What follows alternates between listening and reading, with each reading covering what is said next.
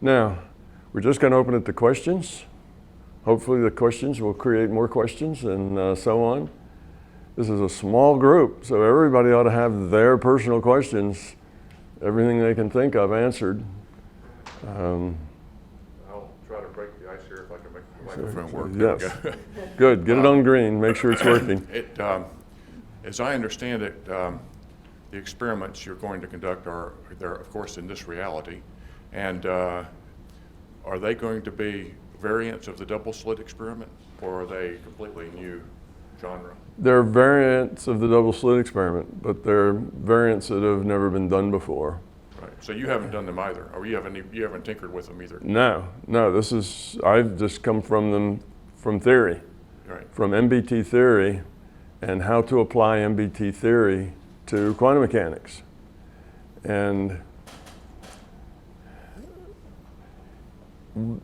quantum mechanics now, as a science, has no idea why things work the way they do.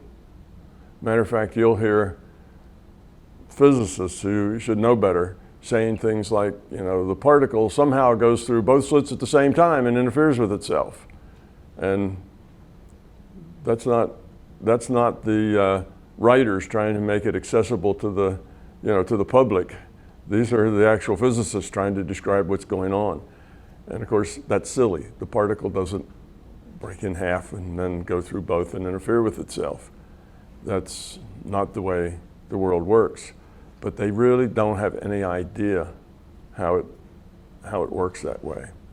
All they know is how to do the math to get the right answer so that they can predict what the result's going to be. And the math basically looks at the particles as probability distributions. And then they do their math, which basically integrates the probability over all sorts of places, and then they make a measurement. There's a lot of holes in that, philosophically, logically. There's a lot of holes in doing that. How is it when they make a measurement that they get a particle there at that time? It's just probability. Well, they don't know about that. They just know that the math will work if you consider the particles to be probability distributions. Shut up and do the math. Shut up and calculate, yes. Famous quote, Richard Feynman, shut up and calculate. So coming to this from a theoretical viewpoint, where you have a theory, and particularly a theory of consciousness, and then you apply that theory to quantum mechanics and come up with the results of the experiments. In other words, you can predict what the results of the experiments would be, and the predictions are correct. That means you actually understand it, and you understand why. And you have some way it makes it a rational science rather than just a computational science.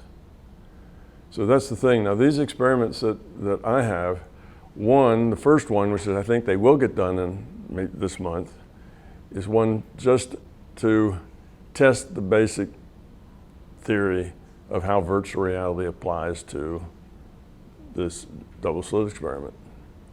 And that's one where you have all of quantum theory on one side that says, no, that won't work this way, it works another way. And virtual reality says, well, it's a lot simpler if you just, and I think it'll work this way. So it's kind of David and Goliath, me being David and Goliath being all the rest of the quantum science. So we'll see how that comes out. Now, if that one works out the way I say, that should create enough interest in the community because they will see that they're wrong, that it doesn't work the way they think it does, which means that if they're scientists at all, they should have this need to go check it out and see indeed whether or not that's the way it works. In which case, we won't have to pay anybody to do it. They'll be doing it on their own. And hopefully we'll generate some interest, and all the rest of it will get easier and easier if we get past that point. Now, it's possible that they won't work out the way I think, because in order to apply quantum mechanics to double-slit experiment, in order to apply virtual reality to quantum mechanics, I should say it that way, I have to make a few assumptions. And one of the major assumptions is that the larger conscious system will compute it in the most efficient way. In other words, good computer science. It will compute in a way that a good computer science would write the code. It won't be sloppy code. It'll be good code. So that's one assumption. Now, that assumption, of course, hinges on whether or not I know what the most efficient way that it could be written. You see, so that's what I think, that this is the most efficient way. So I think this is the way it'll work. But there could be something else that I'm missing. Or it could be that the system decides for other reasons that, in this case, it won't necessarily do it the most efficient way. It'll do it some other way just because it has some other issue that it wants to dealing with. You don't always code in the most efficient way, depending on whether there's something else that makes you want to do this in a less efficient way because it makes something else better for you. So these are assumptions that I have to make. So it's possible that it's not going to work out right, but I think it does. Usually, the most simple, direct way is the way things work. In my experience, that's like 99% of the time, things work that way. The system's been around a long time. It's been able to optimize its code and optimize the way it does things pretty well. So that's been my experience, that it is efficient and effective in its processes. So I think it'll probably work the way I say, but I don't know. That's why we have to do the experiment. I come from a place of theory. Fact is defined by experiment, not by theory. So we'll see. So if it doesn't work out the way I say, then that means I need to go back and relook at assumptions and see if I can't come up with some other way. It doesn't really call into question any of the theory about consciousness. It's just how I apply that theory to explain quantum mechanics would be the part that is affected by it, which I would have to change. Now that's just a simple experiment that I have that I think will be done, which is kind of one of the most crucial ones. Then I have a couple others that are interesting that will demonstrate with a fair amount of credibility that, one, the reality is virtual, and that consciousness is the computer. Both of those. And it'll demonstrate that in a little more dramatic way than just the double-slit in itself. The problem with the double-slit is that, yes, it does something that's impossible.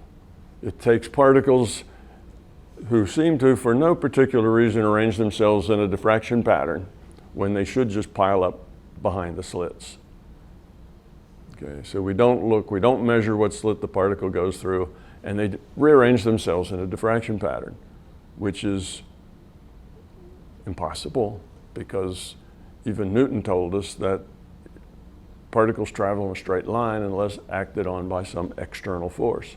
There are no external forces, yet these particles arrange themselves. They don't travel in straight lines. They travel in ways that they end up with a diffraction pattern. So that's impossible, but it happens anyway. So that's kind of the miracle of the double-slit experiment. By miracle, I mean something happens that shouldn't. There's no explanation for. But with the double-slit experiment, you're talking about very small things that nobody can see. You're talking about detection apparatus that's very, very sensitive, that has to detect without disturbing what it's detecting. Very difficult to do. So you have these places where questions can creep up. Well, maybe it's something about the detection process, which is the way science has gone. Oh yeah, in the detection process, there's entanglement between the particle and the detector, and that's what's driving things. And that's the position that quantum physics has taken, and I say nonsense to that, so we'll see. But anyway, there's this these fuzzy areas that have questions in them that make the experiment not quite so dramatic. The ones that I plan to do will be more dramatic in that.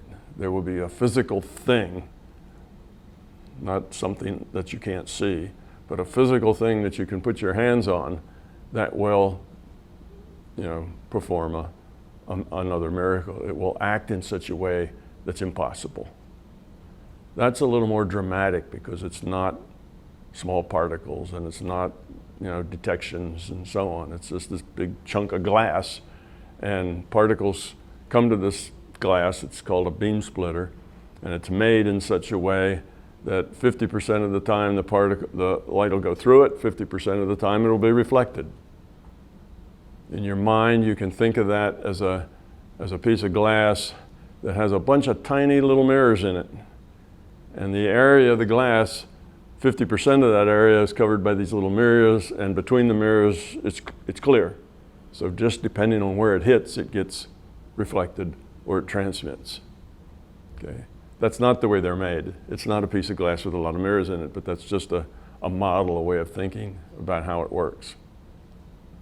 So to be able to predict whether it's going to transmit or reflect, you're predicting how this chunk of glass is going to interact with reality, which is impossible. And there's no questions. There's no fuzzy areas about it. It's just perfectly clear. And the other experiment is you take a radioactive source, and a radioactive source spits out particles. That's what radioactive sources do. They're radioactive because the atoms will go from a higher energy to a lower energy state, and when they do that, there's energy left over, and they spit out a particle. It's called radiation, right? So radioactive sources radiate particles, and these particles go out in a random direction. There's no way of knowing what direction the radiation particle will come out. So in my experiment, I put a hemisphere on either side with the radioactive particle in the middle, with the hemisphere detectors on either side. So when that particle comes out, it's going to hit one hemisphere or the other hemisphere. Okay, that gives us a binary, like a 1 and a 0 or a yes, no.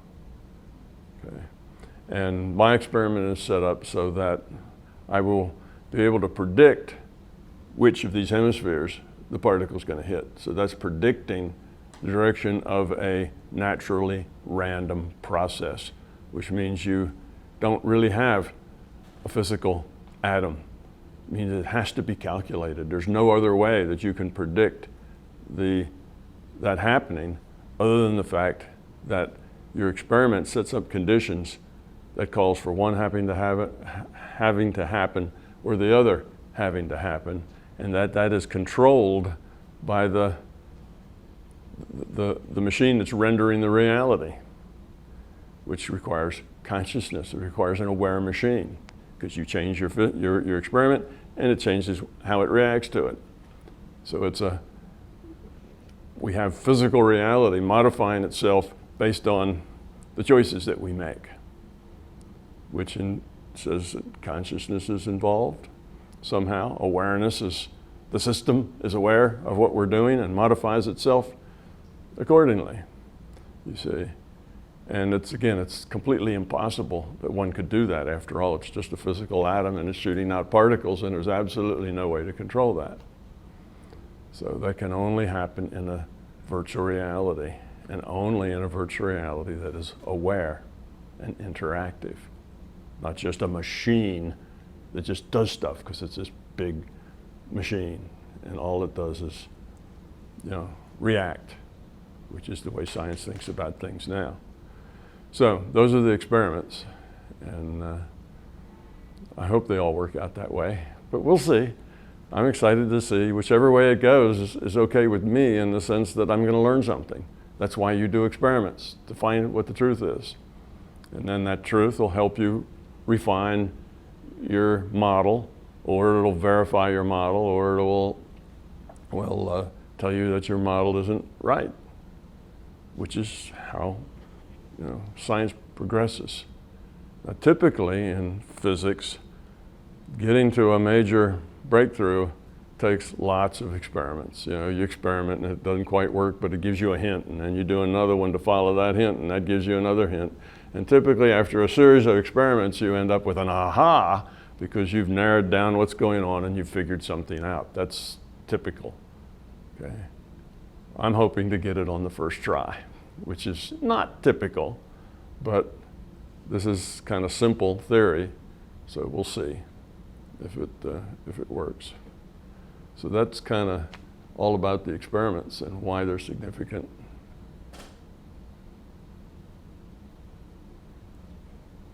And I'm sorry if I'm going to ask a question that you may have already answered, and forgive me, because when we start talking about this, I start hearing blah, blah, blah, blah, blah. Yeah. But what I'm trying to understand is with the experiments, I guess what you're trying to find out, the bottom line for me was that the system, that you want to show that the system modifies itself. Is that? Yeah, it modifies, it makes choices according to our choices based on a theory of constraints on how the system gets rendered. And that comes from the double-slit experiment. Yeah, the double-slit is the kind of the fundamental thing that I'm working with. I'm just configuring it in ways that it's never been done before. So it's a similar kind of experiment, but it's actually a different experiment, but it uses the same double-slit concept to get it to work. And is the computer system self-aware? Yes. Okay. So the computer system, which is, in my book I talk about the big computer, but it's the computer that renders this reality. It's aware. Consciousness is consciousness. It's aware. And it adjusts according to what we do and what we require of it. Now the opposite viewpoint of that is reality is just a big machine. That's where physics is now. It's just a big machine. It's a deterministic machine.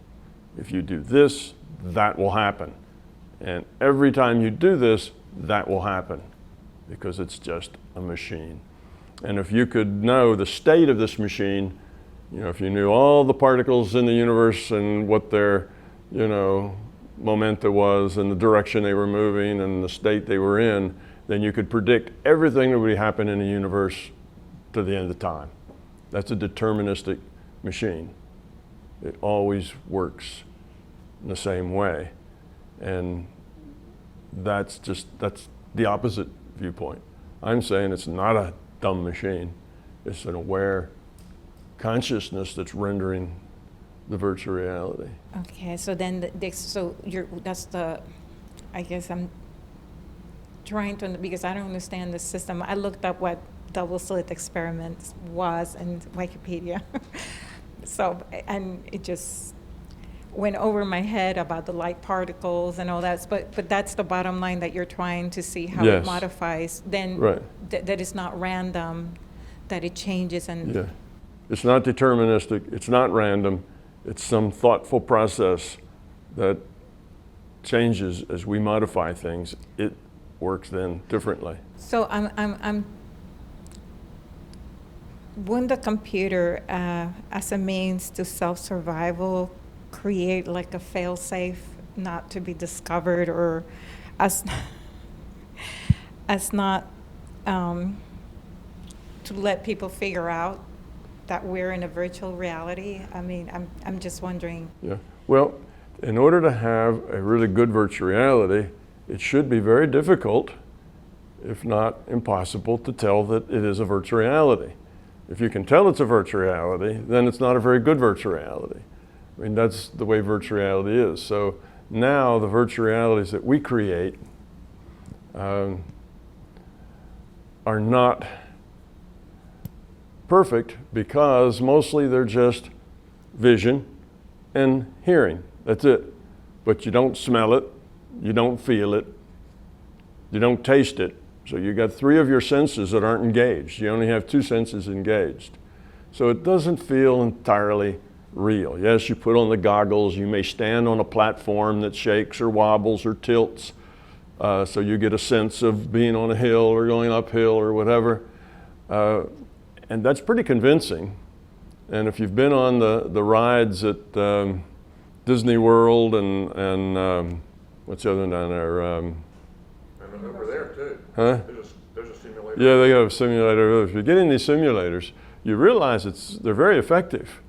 They can trick your vision and your hearing into really feeling like you are there participating in it. But they're not as good as our virtual reality. Yeah, so that's that. They try to make it better, but if they could make it so that you could get the smell and the taste and the feeling and all of that, then it would be very difficult for you to tell the virtual reality from this reality.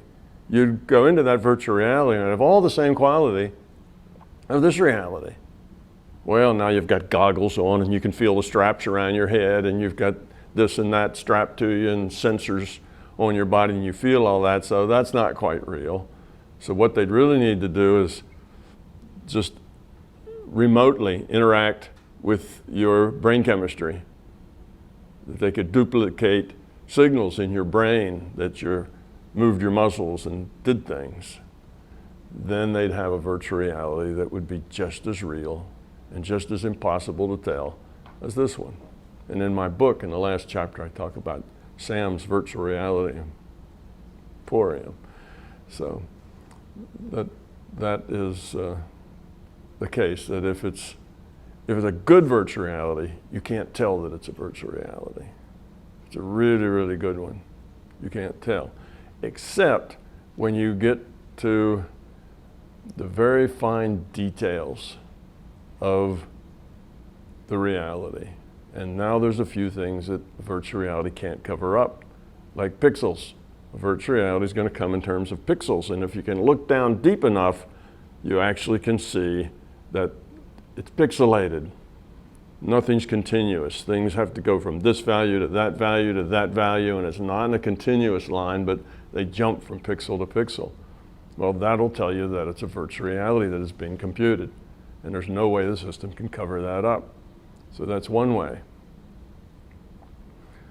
And another way is the thing I'm trying to do with my experiments, which if there are constraints on the system as to how it has to maintain the virtual reality, then sometimes you can box it in a corner with those constraints so that it does something unusual and you can tell. Well, that's what the double-slit experiment did. It boxed the system in because light as a wave had been known for 100 years. Light as a particle was a new idea. Okay, let's see about this particle. We put the particles through the double slits where if you put a wave through them, you'd get a diffraction pattern. Particles should just go straight through and land behind the slit. So now you've boxed the system in because the system's playing both games, and now you're going to force it to see, which game is it going to play when you put a single particle through a double slit. And it did the impossible by actually taking those single particles that go through the double slits, arranging themselves in a diffraction pattern. And it had to do that so there was no discontinuity between the particle and the wave. So the particle had to act like a wave when you put a lot of them through. So the system was stuck. It needed no discontinuity. If it had a discontinuity, then there would have been a problem. There would be this issue in the world that it wasn't continuous, it wasn't smooth. So the particles, when put in a wave situation like double slits, had to give a wave result. So that is where you box the system in and force it to make a choice. And by that choice, it'll tell you something. Had those particles not made a diffraction pattern, then there would have been this problem of light's a wave, light's a particle, but they're different. One doesn't lead into the other. And that would have been a discontinuity. Or it could make the particles act like the waves by distributing in a diffraction pattern, and now you've got something that happened that's not explainable, kind of magic or a miracle, but that's better than actually having a discontinuity, because all that is a big question mark. But what about the idea of the system not wanting to be discovered, which is kind of where you're going? Yes, it doesn't want to be obviously a virtual reality. On the other hand, that's only from the perspective of the avatar. So if you're in it, it needs to be as perfect as it can be. But we're consciousness. We're not just the player of an avatar. We're consciousness. And as consciousness, we can do other things besides just make choices for our avatar. We are aware as consciousness. And as such, we can explore all of conscious reality, all the larger conscious system. It's our playground. We can explore it, we can learn how to use it, we can connect with it. That's all available to us as consciousness. But once we're logged on and only experiencing what our avatar experiences, then the virtual reality needs to be as good as it can get, where you really can't tell it's a virtual reality. The system has a good reason to help us realize that we're consciousness, because we're here to grow up, we're here to lower our entropy, we're here to become love. And the more we see our existence as a big picture, the more likely it is we're going to grow up. When you see yourself, when you see life only as a little picture, you tend to be self-focused, self-centered. That's what it is like to be in a little picture. As your picture gets bigger, then other people, other things, the environment, critters, all sorts of things become significant and important. It's not just you. And the more you understand that these other people and critters and environment is really a part of a bigger whole, just as you are a part of this bigger whole, you stop identifying yourself at the center of the universe. You start identifying you are kind of one, you're part of a much bigger thing. That leads you to caring about these other things that are parts of you and everything. That leads you to being less self-centered. That leads you to caring, leads you to empathy. So it leads you to cooperation, because now you see yourself as just part of a bigger whole. And that whole will work a whole lot better if we cooperate and care. That's pretty obvious. So seeing the bigger picture is what the system wants us to do. It really would like us to see a bigger picture rather than just be trapped in this physical thing. But as long as we are experiencing just what the avatar experiences, it needs to be a really good virtual reality, which means very hard to tell. But we're supposed to grow past that point of just being, the thing that makes choices for the avatar. We're supposed to see ourselves in a bigger picture. But how do you see yourselves in a bigger picture? It has to be in a bigger picture with other things. Seeing yourself as a bigger picture, like I'm the bigger center of a bigger universe, isn't helpful. You're still self-centered, you're still self-focused. So you have to see it in the context of being connected with other. So you need the virtual reality to give you the context, which then one day you can grow up and look at that context and see the bigger picture and you as a part of it. So yes, the virtual reality tries hard not to look like a virtual reality, but at the same time, the system wants you to see it as a bigger picture. Not necessarily a virtual reality, but just see it as a bigger picture. I come at it from a logical, scientific viewpoint, so I talk about virtual reality. But if you just come about it from the point of caring about people, it gets you to the same place. Mostly in the West, we have a hard time with that. In the West, we like logical process. We like to think our way into a spot. So the virtual reality concept gives us a stepping stones to get there, to see the bigger picture. But it's not a necessary concept. It's just necessary that you see yourself as part of something larger, that you see yourself as a player, not the master. That's important. And you don't need virtual reality for that. You just need to grow up. But if you like logical process and you need a logical way to get there, and it needs to be rational, then understanding it as a virtual reality is a path that will take you there rationally and let you see how the bigger machine works. So I'm a physicist, and I needed a rational process to get there. So then I spent 40 or 50 years trying to figure out what the rational process is, because any process, any logical system has to have a logical process. It's there, it needs to be there. You don't necessarily need to know it in order to grow up, but it's got to be there. Otherwise, the system's not rational. It's haphazard. You know, there is no continuity. There's no, what's the word? You know, there's no connectedness to it.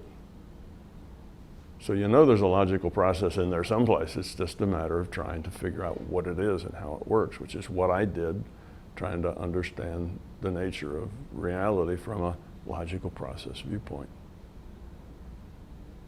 So did I answer your question? Yes, thank you. That was beautiful. Okay, good. I hope you don't mind me answering in such detail, but we've a few of us and we got a lot of time, so it's really, I like going into detail, because when you give a short answer on the top, it's less trouble for you to deal with that, but you don't learn as much as if you kind of learn, you know, have to go through some of the logical trails that get you there. That was perfect. Yeah, Do it good. again. What'd you say? What was that you said? Go ahead. Being that we're still talking about the experiment, I was just wondering if it was possible that you, to me, how you came to the theory. I mean, as far as your observations or what experiences or experiments you've done in the past that led you to believe that we are in a virtual reality. Okay, that's a good question. How did I get there? Well, I started out wanting to understand consciousness. I had some interesting things happen in terms of consciousness when I was 5, 6, 7 years old. Then as a graduate student, I had an unusual thing where I could debug code in my mind in consciousness space much faster and more accurately than I could if I actually was doing it, you know, physically. So with those strange occurrences, particularly the last one, I changed my attitude about the nature of reality. When I was earlier in graduate school, before I had that experience of being able to find bugs in code, I had the same kind of attitude that almost every scientist has, and that is, it's called you know, I forget the name now, I'll get it in a moment, but it says that things are real, things are part of our reality, only if you can measure them. If you can't measure them, then either they're not real or they don't matter. Because if you can't measure it, you can't interact with it. If you can't interact with it, then it's either just something in your imagination, you can't physically interact with it, or it's, you know, irrelevant, it doesn't mean anything. So the only things that hold meaning are the things that can be measured. If you can't measure it, it's off the map as far as science goes. It's not a part of our objective reality, because objective means that you can measure it, you can interact with it. Okay, that's the basic scientific determining how you determine what's real and what's not real. Can it be measured? Can you interact with it physically? Well, when you can debug code with your mind, how are you doing that? You know, how does that happen? I'm not doing it logically. I'm not actually looking at the code line for line and looking for errors just like I would be if I were physically looking at the the printout. I wasn't doing that at all. I was letting the code just kind of flow through, and lines would show up red, and then I'd back up and look at the red line. It wasn't the same process at all. It was a totally different process taking place. And that showed me that reality was more than just what you could measure. Because though I could take some measurements of it, I could measure the fact that the information I got was, in fact, real. Those were the lines of code that were problematic. So it actually worked. So I knew that it was a real thing. It wasn't just my imagination dreaming up random lines of code and thinking that those were the errors. They really were the errors. And I could find all the errors that way. So I knew something was going on that wasn't measurable. It was just in mental space. You can't take you can't take your ruler with you in mental space. You can't measure things in mental space. So then, as a physicist, I looked at that and said, well, it looks like that I have limited myself to this reality when reality is actually much bigger than that. I've only been looking at this piece, the piece that you could measure, but there's so much more to it. So once I had that idea, I started looking for more evidence and more understanding and more, how does this other part work? And how do you define it? So that's where I was. I was in that space when I ran into Bob Monroe. So when he said, you want to work, I'm looking for people to work in my lab, with consciousness, I was immediately, yes, terrific.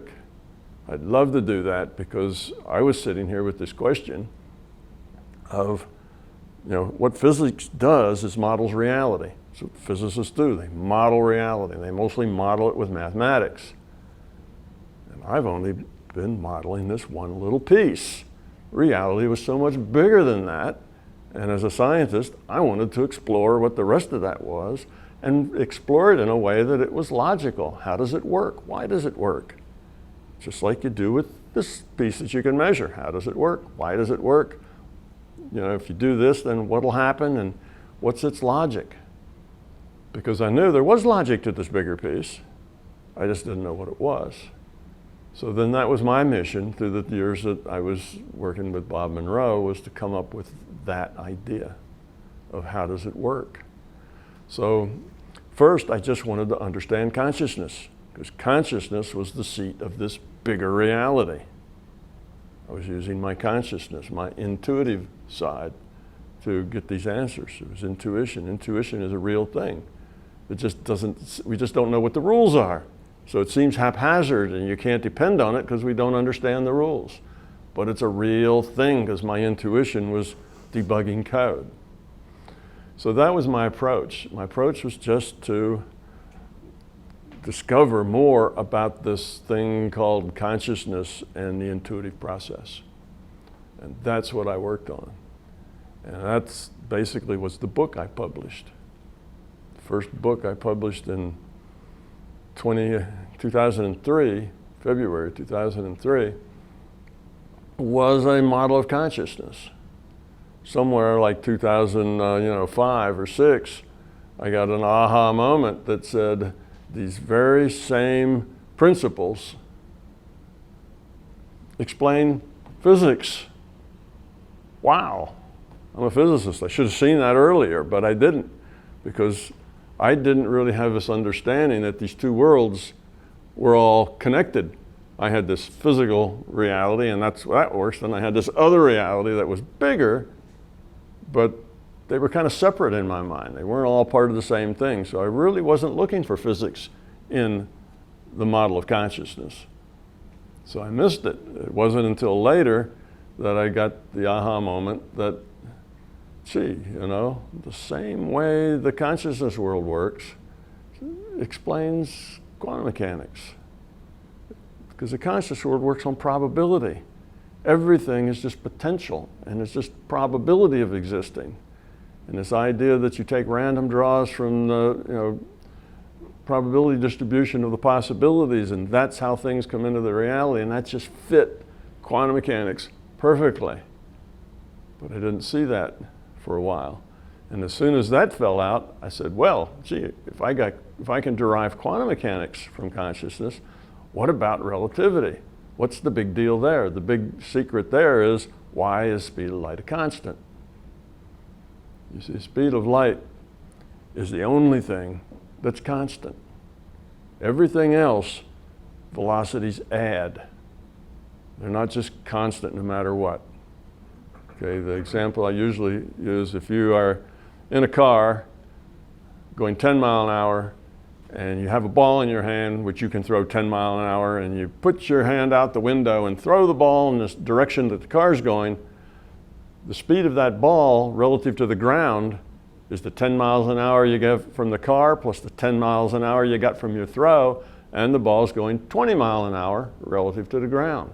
Velocities are additive. So if you have a platform moving, velocities inside that, they're relative. That was relativity, right? Well, the thing that made relativity work is that C doesn't work like that. It's a constant. So you have a flashlight traveling, 9/10 or half the speed of light this way, and you turn the flashlight on. It's not that the light comes out this end, the speed of light plus half the speed of light that the flashlight's going, it just comes out at the speed of light. Why? Why don't they add? Everywhere else they add. So that was the big mystery in quantum mechanics, and that's how Einstein first published his first work on relativity. Didn't include gravity. It was called special relativity.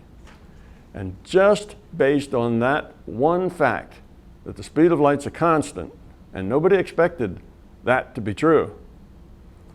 But just he came to that conclusion based on his own thinking in his own head and said, well, what if the velocity of light is a constant, always, under any circumstance?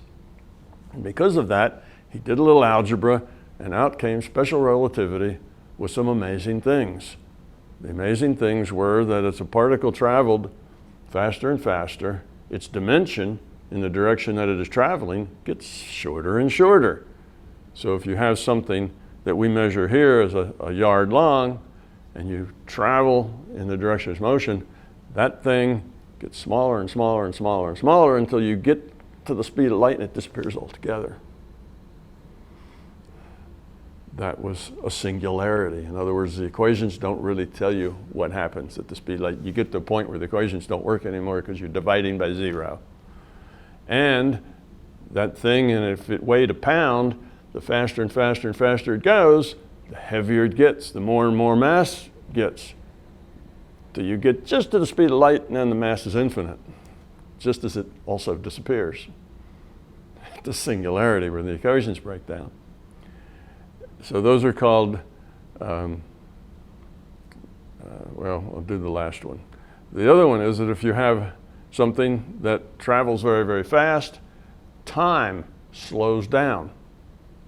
And that's why things are relative. So if you're going very, very fast, you're going 9/10 the speed of light, and you have your watch and your calendar, and you see that a year's gone by. Well, a year's gone by for you. But back from where you started out, maybe 10 years have gone by. So there's a thing called the twin paradox. Two twins. Put one of them on a rocket ship, it goes 90% the speed of light this way, and comes around and lands, and that twin that was in the spaceship is much younger than the twin that stayed home. And if you go far enough, long enough, at a high enough speed, the difference can be massive. One can be 110 years old and the other's still a teenager. You see? So obvious differences. And everybody thought Einstein was ridiculous because all of those things were just stupid. The world couldn't work that way. It didn't make any sense. But then we got satellites that travel around the Earth very quickly. And we put cesium clocks on the satellite. Cesium clock is it measures cycles, vibrations in the cesium atom, which are very, very fast. Therefore, you can measure very accurate time. And there's something that counts those vibrations. So that makes a cesium clock. That's what this is, basically. It's the same thing. Digital clocks are just little atoms in there that vibrate, that create time, but very, very accurate time because they vibrated at such a high rate.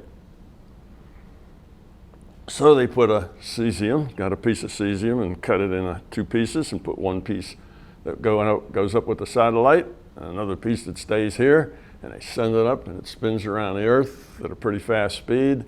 And then when it jettisoned its little package back, they got it, and one of the clocks had a higher count than the other. Time dilation. Einstein was right. Wow, surprised everyone. And then they did the same thing with the length contraction, with the mass, and a cyclotron. They send these things around with magnets. They have charged particles, and the magnets push them. The next magnet pushes it a little more, and they accelerate it, okay, called a cyclotron. And they spin them around and around, and they find out that the faster they go, the heavier they get. They have to put, they don't get the same push on them. It takes more force now to accelerate them more because they're actually heavier than they were. Oh, Einstein was right again. And the same with the length contraction. So all of those weird things were actually measured, and they do happen. And Einstein was right again, and then right again. So his status went from a crazy guy who obviously was demented to a genius who figured out things that nobody else figured out. And he did it with an assumption that light was constant speed. So that was the big secret. Nobody knew why it should be that way. I mean, what kind of universe is this where things get heavier and shorter and time goes by more slowly based on how fast you go? Well, Einstein realized that it really wasn't just space and then time, but time and space were mixed together. Called it space-time. It's a thing that the times can interact with space and the space can interact with time. So that was our 4-dimensional reality now. It was 3 in space and 1 in time. And that's the way scientists look at our world now in terms of space-time. Well, then he went to general relativity, which takes that idea and tries to explain gravity. And basically Einstein just came up with a geometric model of gravity. And that is, the reason there's gravity is that space-time is like a fabric and it's not flat. It's not smooth. And then you think of space-time as like a fabric that as you have more mass, the mass is like, let's say a trampoline, and if you put a heavy bowling ball on a trampoline, then the trampoline sags under the ball. Well, gravity is because other particles come, they roll downhill because of that sag. So gravity now was basically wells, deep spots in the fabric, in the space-time fabric, that as mass got together, well, then there'd be these 2 wells and they'd come together. Whereas before, we had a simple idea of gravity is that masses attract. All masses attract. And there's some constant of proportionality that says you take this constant, multiplies it times mass 1 times mass 2, divide by the square of the distance between their centers, and that's the force at which all mass attracts. So there's just 2 different models of the same thing. One's a geometric model, the other is a model that just has an assumption mass attracts. Why do they attract? Nobody had any idea. But they just do. Because you have to come up with that equation like Kepler did so that you can see that all these things orbit. We're orbiting around the sun. And all that requires what's called a radial force, which meant that gravity was there, which meant that they had to attract. But we didn't know why. We still don't know why. Einstein just had a different metaphor. Instead of the masses attract, he had the space-time is curved. There's still no answer as to why any of that would work. It just is another way of modeling it And Einstein's way turned out to be a little more general, so it could come to more conclusions than it could if you just had masses attract. But it's still just another model without a understanding of why it works. Well, in my theory, because this is a virtual reality based on a rule set, it's easy to say gravity is just one of the rules. It's an equation. It's required in order for the simulation to develop. Right? To make a simulation of a world, then you can't just have everything just blowing apart. It doesn't turn into anything. You got to have something that pulls it together and starts forming things that can evolve and become something. So if you're making a model, one of your equations is this stuff's going to have to stick together somehow. So what is gravity? It's an equation in a rule set. It's just very simple. It's part of the rule set. Has to be there, or you'd never get the virtual reality to evolve into something stable enough to be useful. So you put it in there because that's what's needed to make a useful virtual reality. So anyway, I've wandered all over the place on that one. So I guess I started out with how did I end up with this? Well, I started with consciousness, got to where I understood consciousness, and that was just me exploring. You know, I learned in consciousness to do things. I could use my intuition to get information. I did it enough where the information I could verify was right, that I had confidence that it was real. And I did this in a whole lot of things, and I knew that it was real, that the information was accurate, just like being able to debug code. And I wanted to know what variables changed what. So it was a matter of just doing research. Hold these variables constant, change that variable, and see how it changed the effect. Didn't change the effect at all, well, that variable wasn't a player. If it did change the effect, then how did it change the effect? Was it more of it would make the effect better or worse, or was it the approach? Was it the order of things? So, you know, that's why it takes so long. There's a trial and error, just moving variables around, setting up constraints, doing it again, doing it again, doing it again, until you eventually get an idea of a set of facts in the world of consciousness. So about 30, 35 years, I'm trying to develop a set of facts that describe consciousness.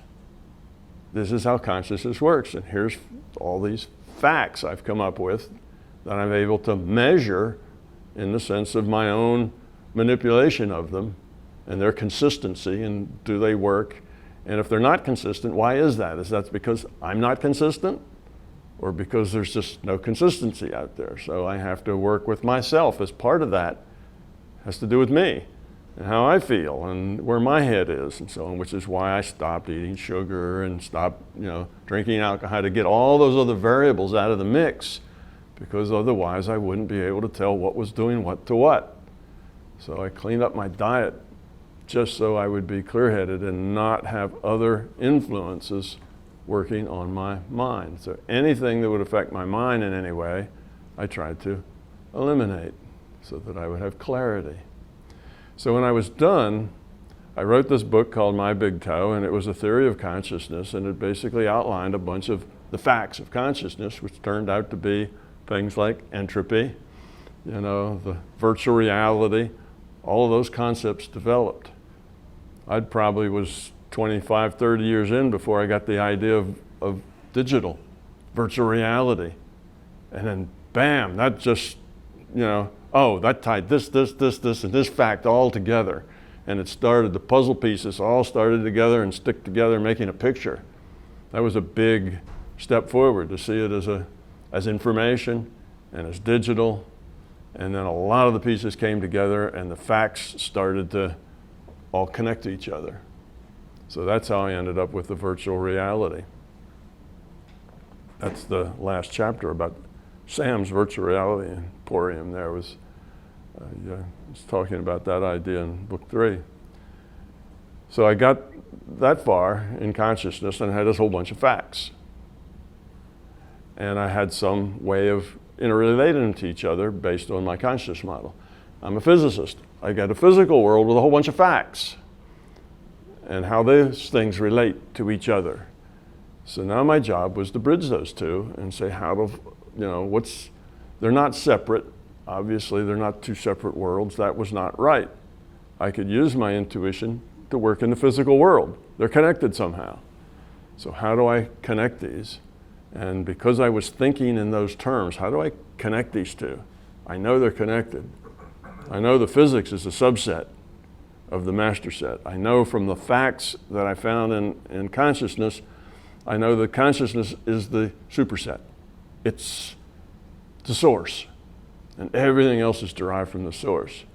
So, like I say, a couple of years after writing the books, I got the aha connection of how that would work and made the connection then into quantum mechanics and then into relativity. And it found I could answer these big mysteries that were in physics from my understanding of consciousness. So then I looked for all the other big mysteries, and they just all fell apart. Each one, just fell out. I could understand them from the viewpoint of consciousness. And all that happened probably, 10 years ago, or so. It wasn't that long. It was, like I say, 3 years, maybe 4 years after I published. So then I could get this set of facts and that set of facts and bridge them. So it was all one thing. I knew it had to be, but I didn't know really the mechanism until about a decade ago. I started putting it together. So then I started searching for mysteries in physics and other things. And every one of them just was easily explained from this viewpoint of consciousness and virtual reality. There were lots of them. Physics is just riddled with things that physicists don't understand. Gravity is one of them. But there's lots of things that they don't understand, and this gave the answer for those things. So that's how I ended up with the model.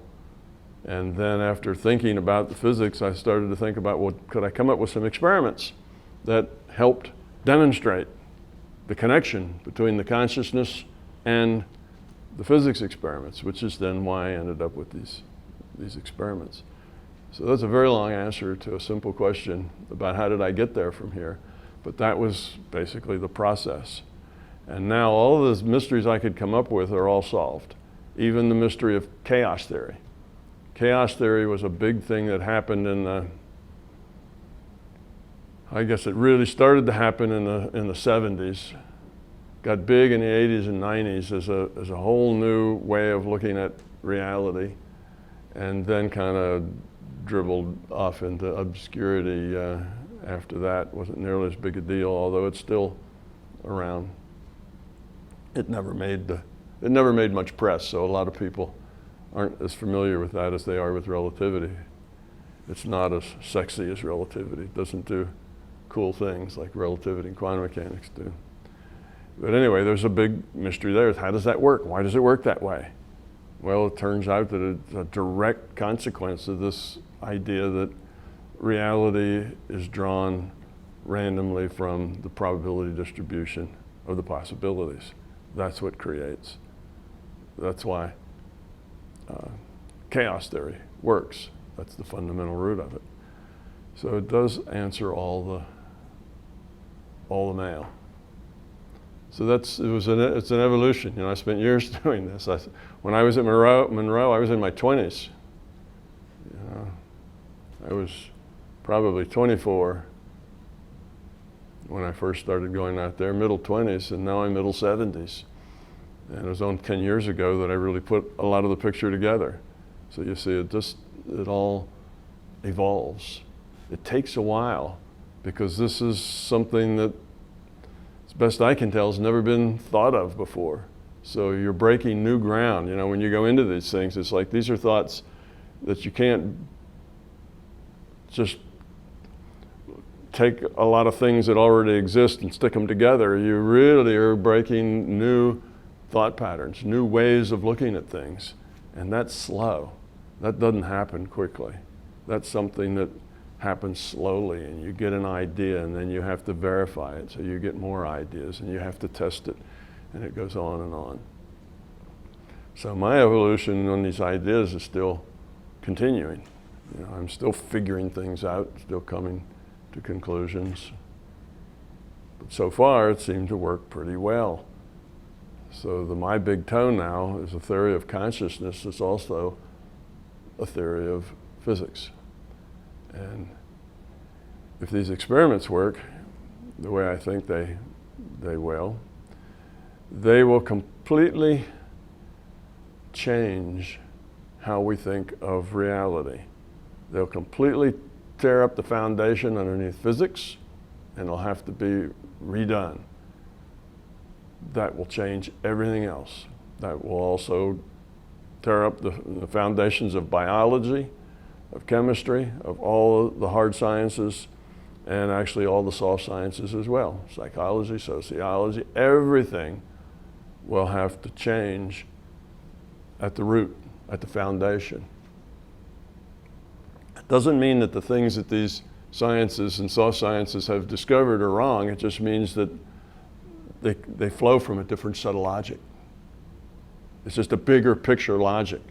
Instead of having you have this little picture and it does its thing, and you have another little picture over here and it does its thing, and you have quantum mechanics over here and it can do its thing, and then you have relativity down here, but none of them are connected to each other. They're all a bunch of separate little things where you've figured out a bunch of facts in a small space. And that's what we have now, and this puts them all together. Now they're all connected. There's one or two simple principles about the nature of reality and the fact that reality is virtual, and then they explain everything else. So you can see how all the separate chunks are all connected, which is new. And it'll change the nature of the way we see science dramatically. And usually when you have a big paradigm shift in science, you also have new gadgets and niftier ideas and things, you know, that make life easier and better for everybody. You know, it tends to also generate a lot of applications. You know, here there won't be necessarily a lot of applications in stuff, but there'll be a lot of applications to your life, to your way of thinking, to your way of being.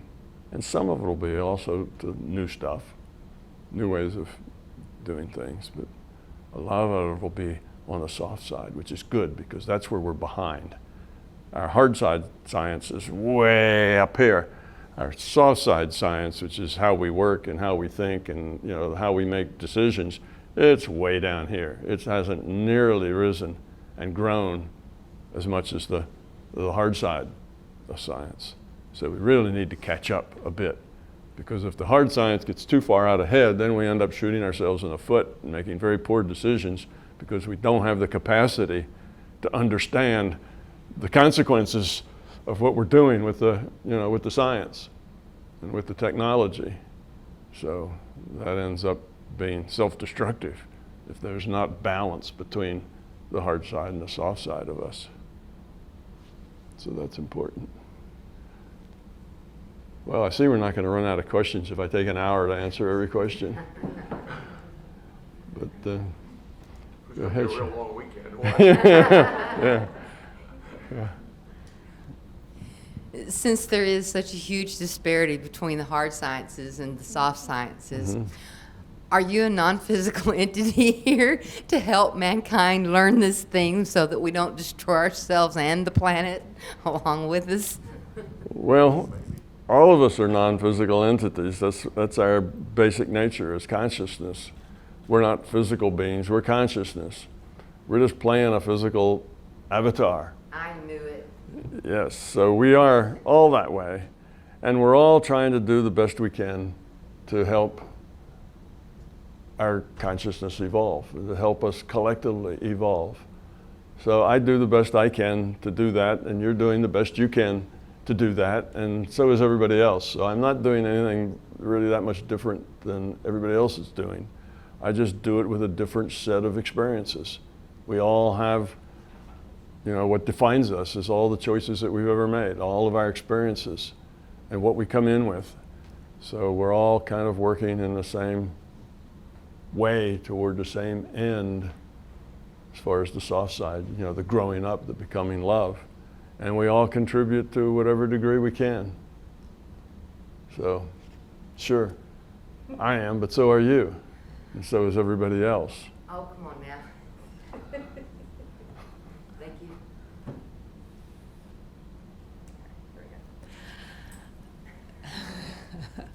So, along those lines, this question's hard to articulate because it's multifaceted, but I consider myself an explorer with a scientific, left brain, open-minded, skeptical perspective. So I know the things that I know from my explorations into other realms of consciousness. So I know. So you could call that intuition, experience, whatever you want to. And I know from... Well, those are your facts. Those are my facts, which you, are yeah. theory, obviously, unless...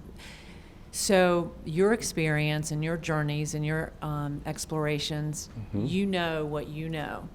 And am I correct in assuming that what you know and what you're doing with that is attempting to explain them using a language that's been used by mankind forever, so the logical, skeptical, scientific brained people will understand the picture of what our reality is better?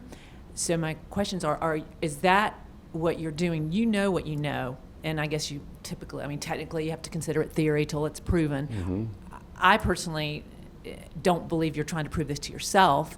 I probably believe that you are trying to show by this model a perspective of reality that others might be open to, and if these experiments are successful in what you know and in the way that you're trying to prove it, do you think that all of a sudden the world, a light bulb is going to come on and everyone's going to go, oh my gosh, I get it?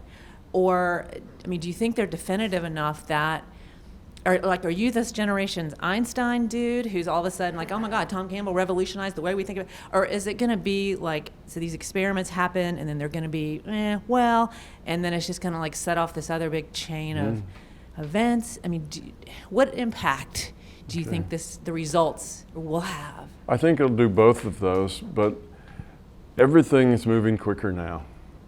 You know, in our evolution, let's say we've been walking around as Homo sapiens for about 200,000 years. Out of those 200,000 years, 199,000 of them have been just about the same. Agrarian, you know, warlord, politics. Almost all of our time, the change has been very, very slow, but that's the way it is in anything, in science and technology, anything that evolves like that. Basically, it accelerates. Your curve is a curve that almost never, let's say this is growth, and this is time. So then this time keeps going by, and the growth is just a little, and then it goes, and then it goes, and then it goes very fast. Well, I think we're about here on this knee at this point. We're right at the thing that's turning around and getting faster. And we can look back and see in the last 50 years, things have changed more than they did in the 500 years before that. I mean, even in the last 30 years. Can any of you remember life without cell phones? You know, how did you communicate with each other?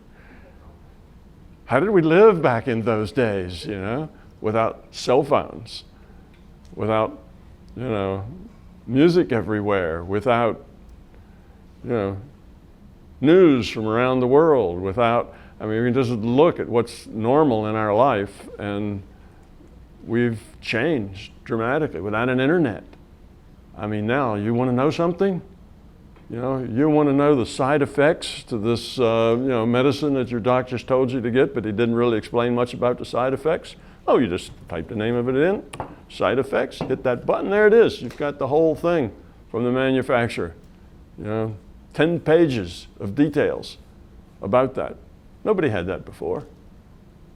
We didn't used to have that kind of information. Now Pamela and I are driving, in the car someplace. It takes 4 or 5 hours to get there, and anytime a question comes up, Google supplies the answer. Within 30 seconds, you've got the answer. Well, I wonder what time it is in China right now, Oh, there it is. You have all of this information at your fingertips. You know so much more. So, things have changed dramatically. And that's because we're in any of that curve. So I think, yes, if these experiments work, particularly the very first one that basically just kind of flies in the face of modern quantum mechanics, they'll look at it and they'll go, really? We don't think so. That doesn't sound right to us. And they'll try to ignore it. But somebody will do it. There'll be somebody that says, well, let's check that out. And it'll take a little time. It'll be slow. And then when it gets established that that indeed is a fact, then I'll hear, oh, we knew that all along.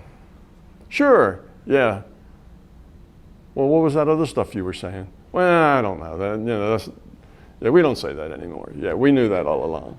We're going to get that sort of thing. I mean, that's just the way people react. That's human reaction, right? So we're going to get some of that.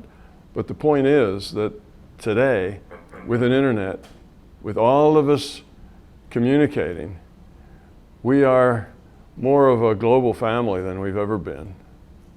Before, you'd have great ideas developed someplace, but they were just little bubbles that were locked in the geography. 10,000 years went by and they'd spread out a little bit, but as they spread, they also got diluted and picked up dogma and all kinds of other junk, you see? So it was really hard. Well, now, just the idea, when scientists get to the point that they say, yes, this is an information-based reality, and there's lots of scientists that agree with that, that believe in that now. They just don't know what else to say. You see, that just like they were back in 1925, double-slit experiment, wow, look, it shows reality is totally different than we thought. It's probability-based. And everybody was excited about a big new paradigm shift, and it all just went away because nobody knew what to do with it. Yeah, okay, it's probability-based. Now what? What does that mean? There was no theory, there was no understanding, there was nothing that they could get a hold of to do something with it.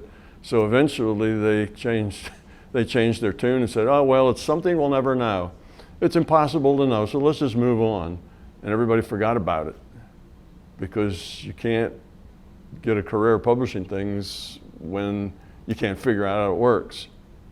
So that's the same with this. Now you have a lot of scientists saying, yeah, it's an information-based reality, period. They don't say anything else because they have no idea what that means. They're not taking the next step. But the next step is obvious.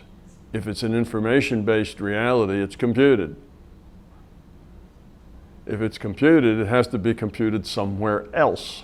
It can't be computed inside the computed reality. The computation of the computed reality has to be in some other reality frame.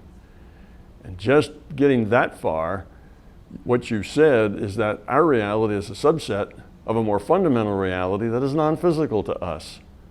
Boom. That's big. You see? But right now the scientists are saying, yes, it does seem to be an information-based reality. All right, let's change the subject. They don't have anything else. They don't know where to go with it. So getting to the point that it's fundamental and elsewhere, and that it has to do with choice. Choice in these experiments changes the way the experiment acts. The choice of whether you measure what slit the particles go through or not has to do with the result that you get. Points a very strong finger to the choice. Making choices is fundamental. Well, that's consciousness. That's what consciousness does. It makes choices. You see? So now we have consciousness is the fundamental reality in which this virtual reality is created, and consciousness is information. Well, logically, those aren't real steep steps to go up, they're just kind of baby steps in logic, but it's taking us to a place that is so foreign, theoretically, so foreign to the way we're used to thinking, and so opposite to the direction that scientists has painted itself into. The beliefs, basic beliefs in science is that this is deterministic world. It's a big machine. And that, yeah, there's weird science like quantum mechanics, but nobody will ever understand that, so we just take that aside and we let that be weird, but we don't let it affect our belief that it's really just a big machine and it's all deterministic. So it's so contrary to the way science has thought since it was evolved, that it's going to be that's going to be a drag on it.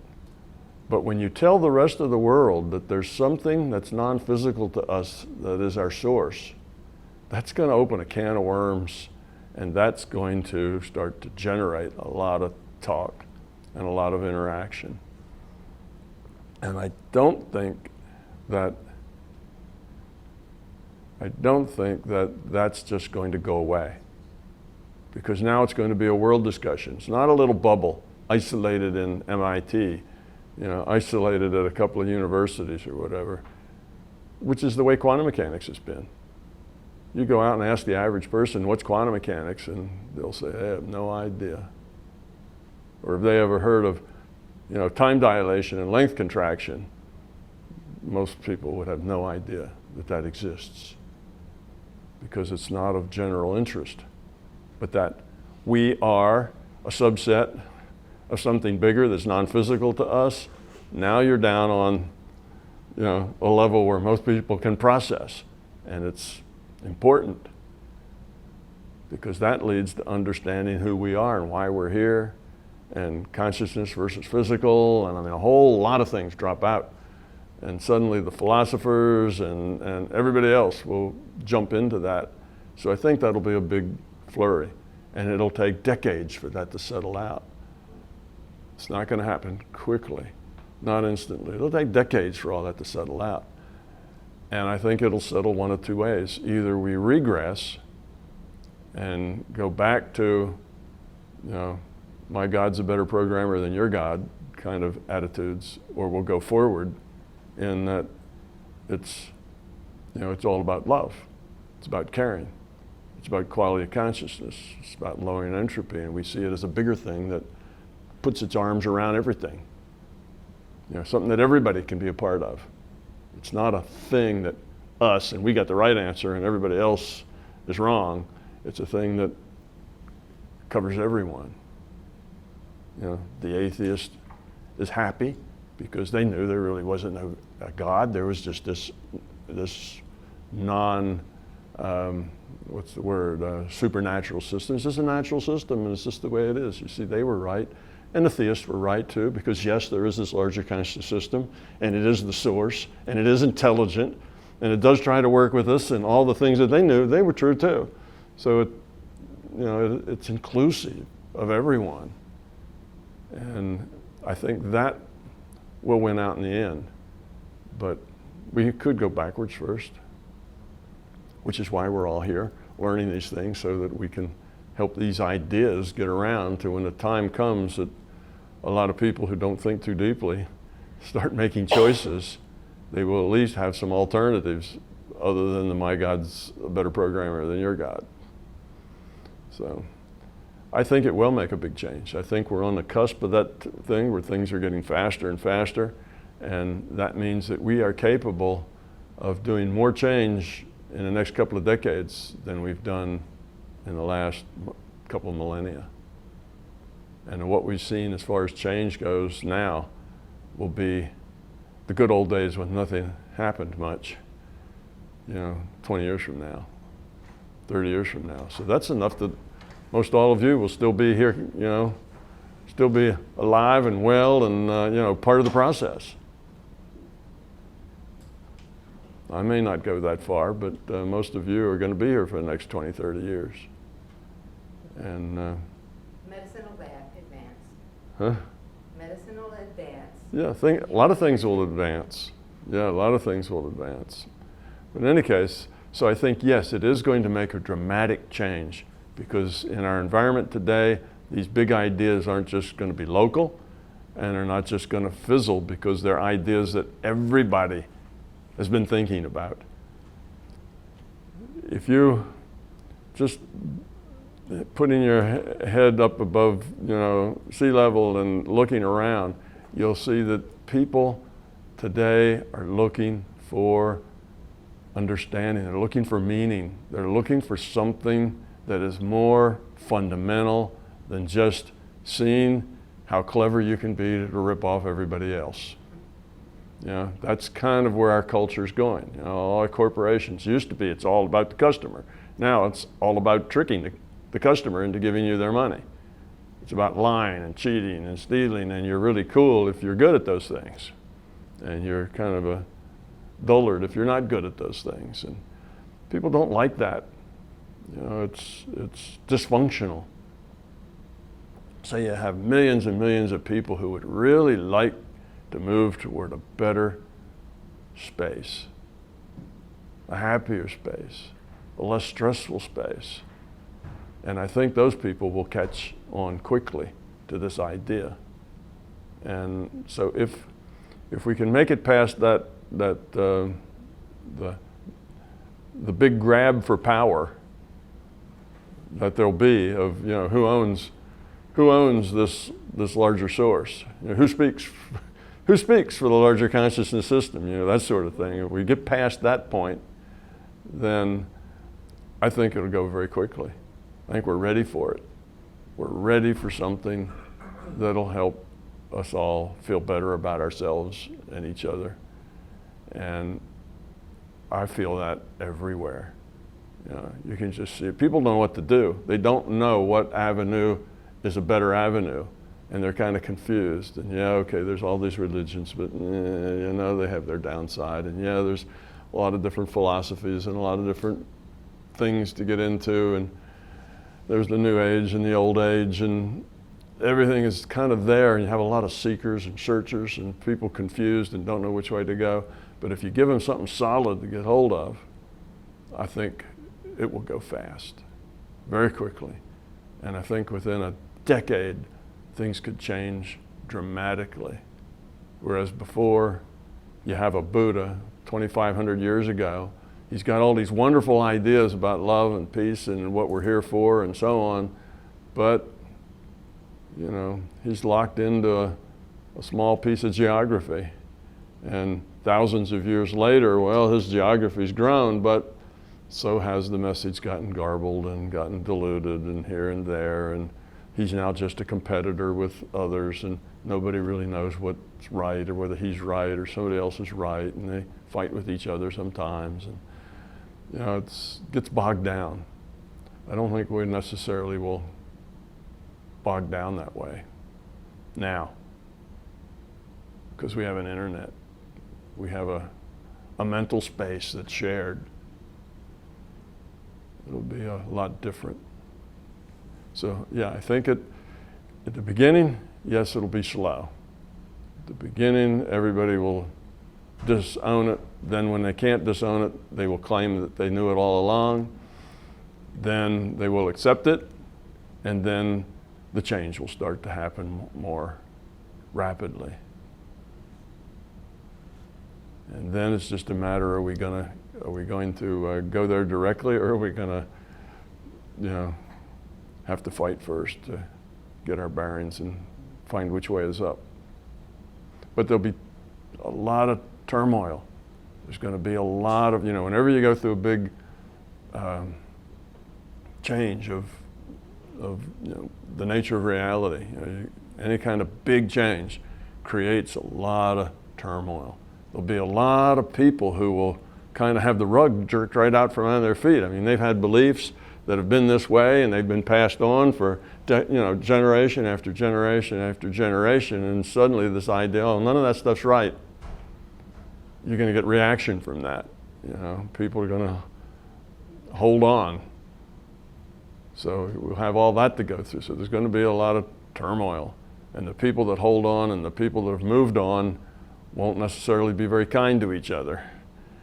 It's going to be anytime you have big changes, you're going to have big, what do we say, turmoil. So they may not, it may be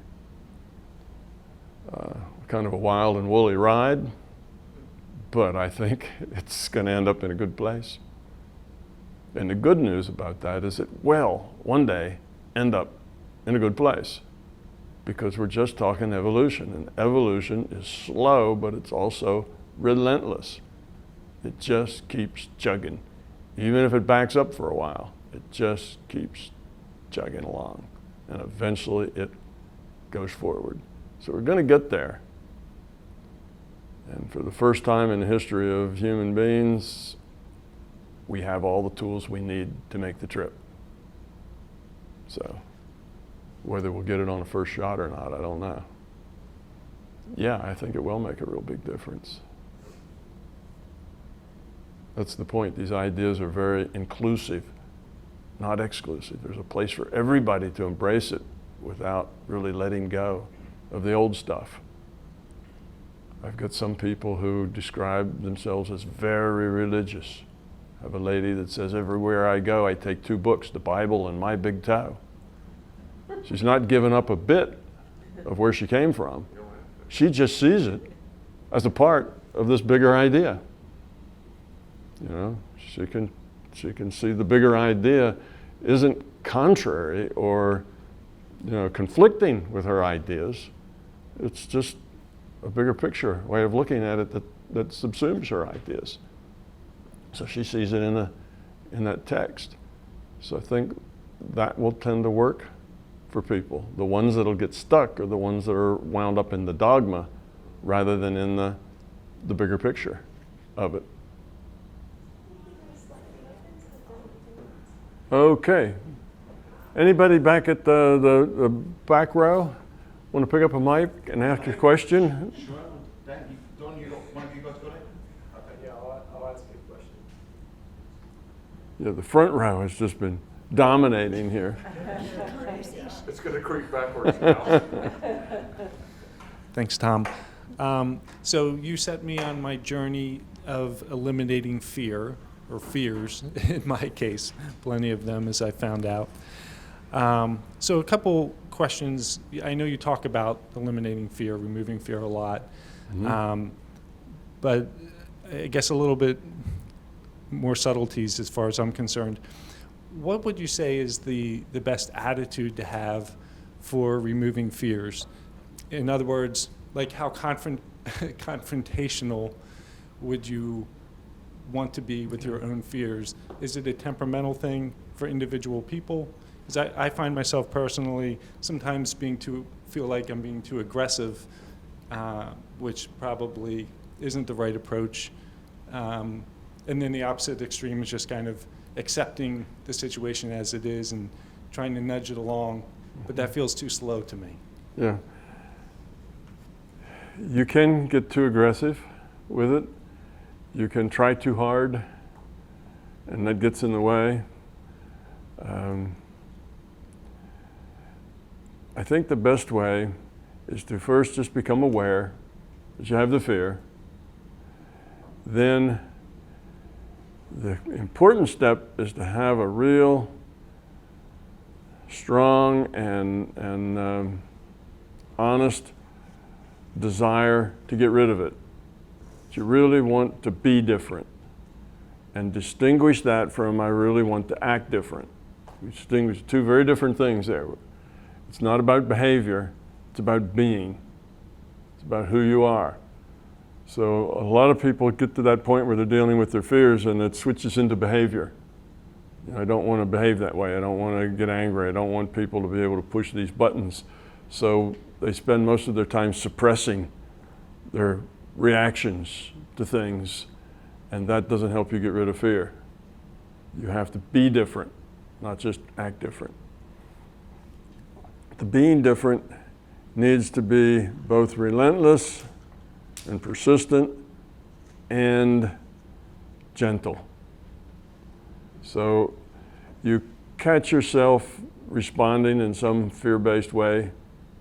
Something happens, somebody pushes a particular button of yours, and you can tell that the fear is coming up, and you just pause that fear Just don't process it and bring that back to, I don't want to be that way. I don't want to feel that way. Just let it go. This is not helpful. And then just let it go. Don't get angry with yourself. Don't push too hard on it, but be persistent. And it's really that persistent intent of not wanting to be that way which will actually make you not be that way. So it's more, again, it's a mental process. The more effort you put into not being that way, the higher the probability is that you won't be. So you can think about the dysfunction. Sometimes people get encouragement from looking at the dysfunction. They can say, okay, here's a fear. I feel that I'm not quite adequate or as good at things as I should be. You know, I didn't fulfill all my dreams as becoming master of the universe and president of this and that. And, you know, you have to just look at that and say, okay, that fear, how does that affect my choices? Well, you know, it's all those times when you get into negative feelings, that's what's affecting your choices. When you feel upset, when you feel annoyed, when you feel anxious, you feel angry, when you feel bad about yourself, or particularly upset with other people, all that stuff's negative. And those are all reactions based on fear. Because when you get rid of the fear, you don't have any of those negative reactions. They're gone. So you look at it and you say, well, why do how does it affect me? Well, okay, when somebody comes in there, maybe rude, or they kind of intimate that, I didn't do a very good job or something, I get very defensive. And you can think about that and say, well, what's the price you've paid there? All right, you get defensive. Then what happens? Well, you get defensive, then they get defensive, which makes you more defensive, which makes them more defensive, and it usually turns out not too good. It ends up with a bad result, or you end up making enemies rather than friends. It's just, so you get in mind, what's the dysfunction going on here? And you can see intellectually, this is intellectually now, you can see the dysfunction, right? Whenever that happens, whenever I get angry or upset, one of two things happens. I stuff it down because I don't want to show it, and it just festers there. It's like throwing garbage under the rug. Doesn't look so bad because it's under the rug and nobody notices, but after a while you get big lumps in the rug and it starts to smell really bad, and you're not getting rid of it, You're just not behaving in certain ways, and that's dysfunctional because that stuff all builds up, and eventually you get worse because of it.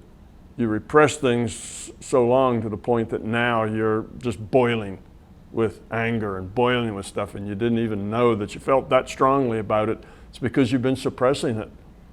That suppression builds and builds until actually you're a whole lot worse now than you ever were before, because you've got all this suppressed junk to deal with. So you either suppress it, or if you indulge it rather than suppress it, you can see how dysfunctional that is. Yes, I get angry, which upsets somebody else, which upsets other people, which causes people to change sides. You're on my side, you're on their side, which polarizes things, which gets in the way of communications, and everything gets worse. Solutions get harder, everything ends up being worse than it would be if you didn't get upset and you didn't get angry. So then you can think just in the near past, what's been the price for that?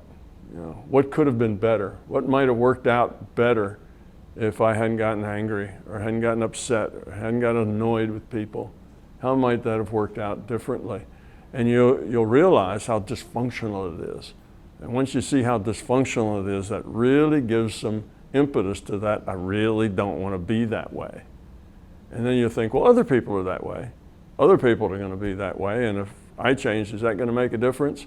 Yes, makes a huge difference. If just you change, makes a really huge difference. Because a lot of the anger in those other people is because of anger in you puts anger in them, and anger in them puts anger in you, And all of this just builds and goes to an unhappy space. So once you kind of see that, then you get a lot more strength into, I don't want to be that way. Because when somebody else, say, is rude to you, and you don't get angry, you don't get upset, you don't feel hurt, you don't suppress anything, you have the option to just deal with it. And you might think, well, gee, I wonder why they felt that way. And if you can think, well, maybe they misunderstood what I said, then you have the option to say, well, you know, this is really what I meant. Or you may say, well, they are just angry people. They're just the way they are. And instead of being upset with them, you get compassion for them. They're miserable. They're unhappy people. And you realize that to argue with them is to throw gasoline on a fire, you know. You need to take another approach. Let that system diffuse, and the next time you see them, you know, ask them, you know, how they're feeling, or, you know, how are their children doing, or something like that. You know, start off on something else rather than, I don't want to talk to them. You know, they're jerks. You know, why do I want to talk to that jerk? It's just always trouble. Try to get to know them a little bit, and you'll see the whole relationship will change. And suddenly, they won't be so jerky to you anymore. And neither are neither the other people. All these people that you've had issues with, they're not like that. They still may be like that with each other, but not with you anymore.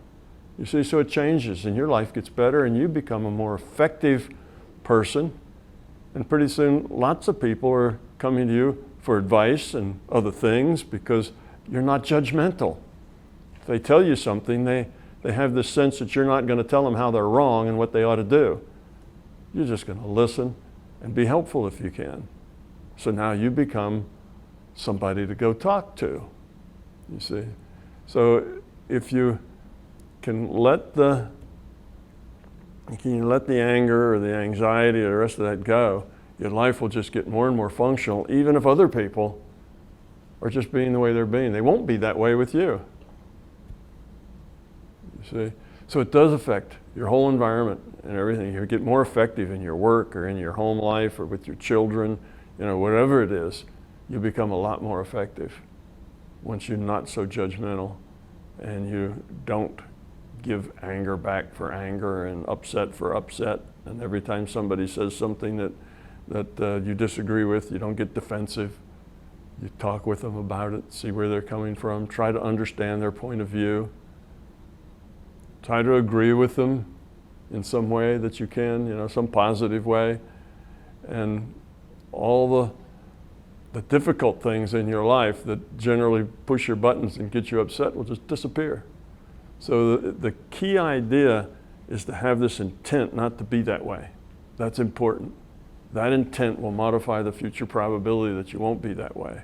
And to be aware of what's going on, the interaction, and how what you say affects them, and how what they say affects you, and how dysfunctional that can be, or how functional that can be.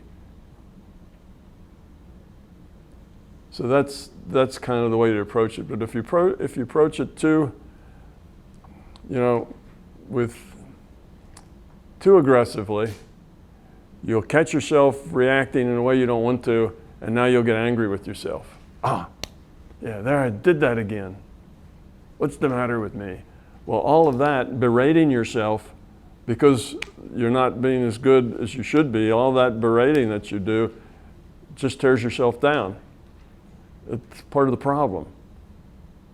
Until you feel good about yourself, it's really hard for you to feel good about anybody else. If you feel inferior, if you feel inadequate, and you feel, you know, anxious, and you have all these feelings, then you're going to find that reflected to you in everybody you talk to. They're going to reflect that back. So don't be too hard on yourself. Say, oh, okay, that slipped by me. I really don't want to be that way. And then go on with your life. Just let that go. And with repetition, you'll stop being that way. Don't be too hard on yourself. Don't demand perfection. Don't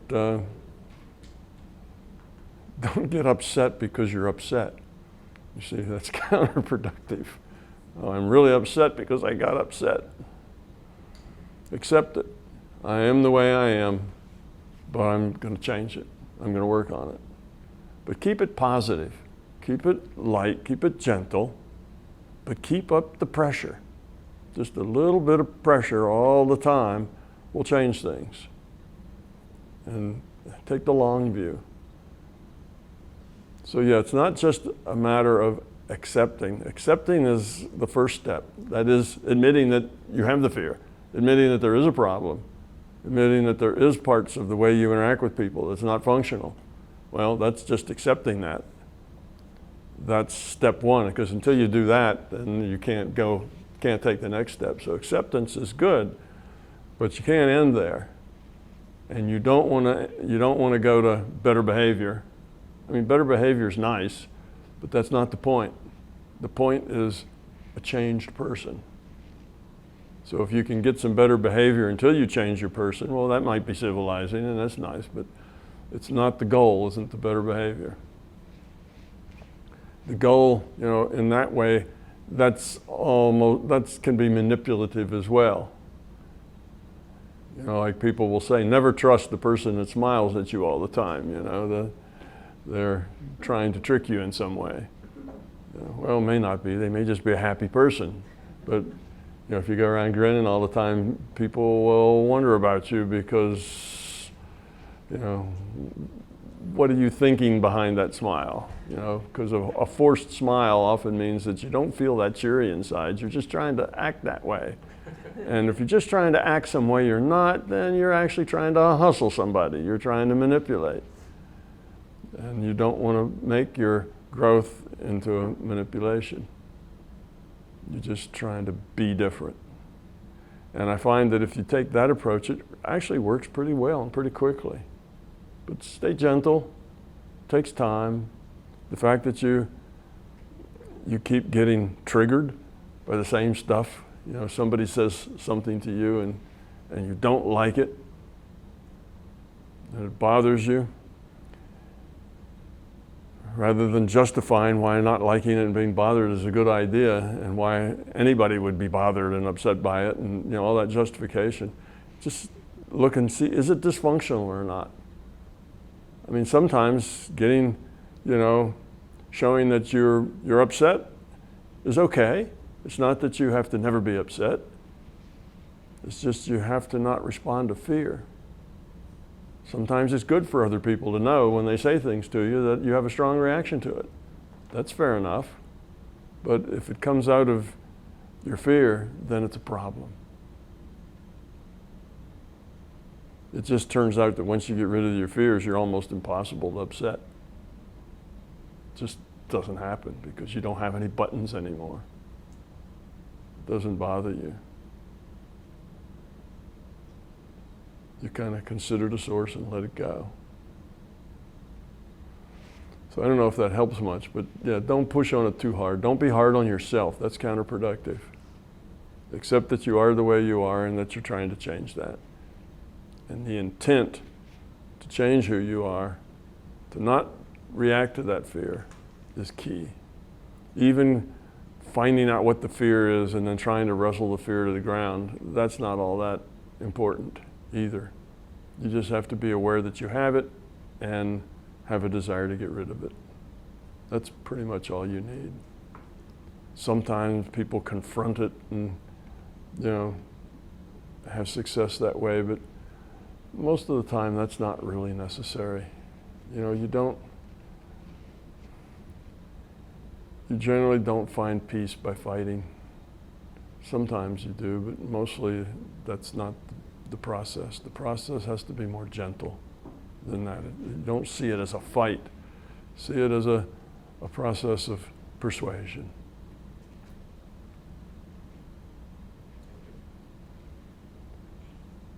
Yeah, okay, the back table's on fire now.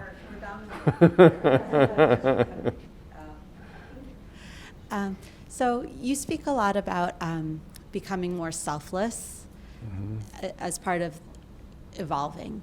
And my question is, because I think women are kind of disproportionately taught to be selfless. It's kind of in our culture. At what point is being selfless perhaps enabling others to become more self-centered? And Okay. yeah. Okay, well, I think the problem here that creates the question is really a definition of being selfless. Okay? Selfless doesn't necessarily mean that you do a lot of things for other people. Where that's acting selfless. We're talking about being selfless. Two different things. Okay? So you can see yourself as a provider of services. You have a lot of things you do, and you're expected to do.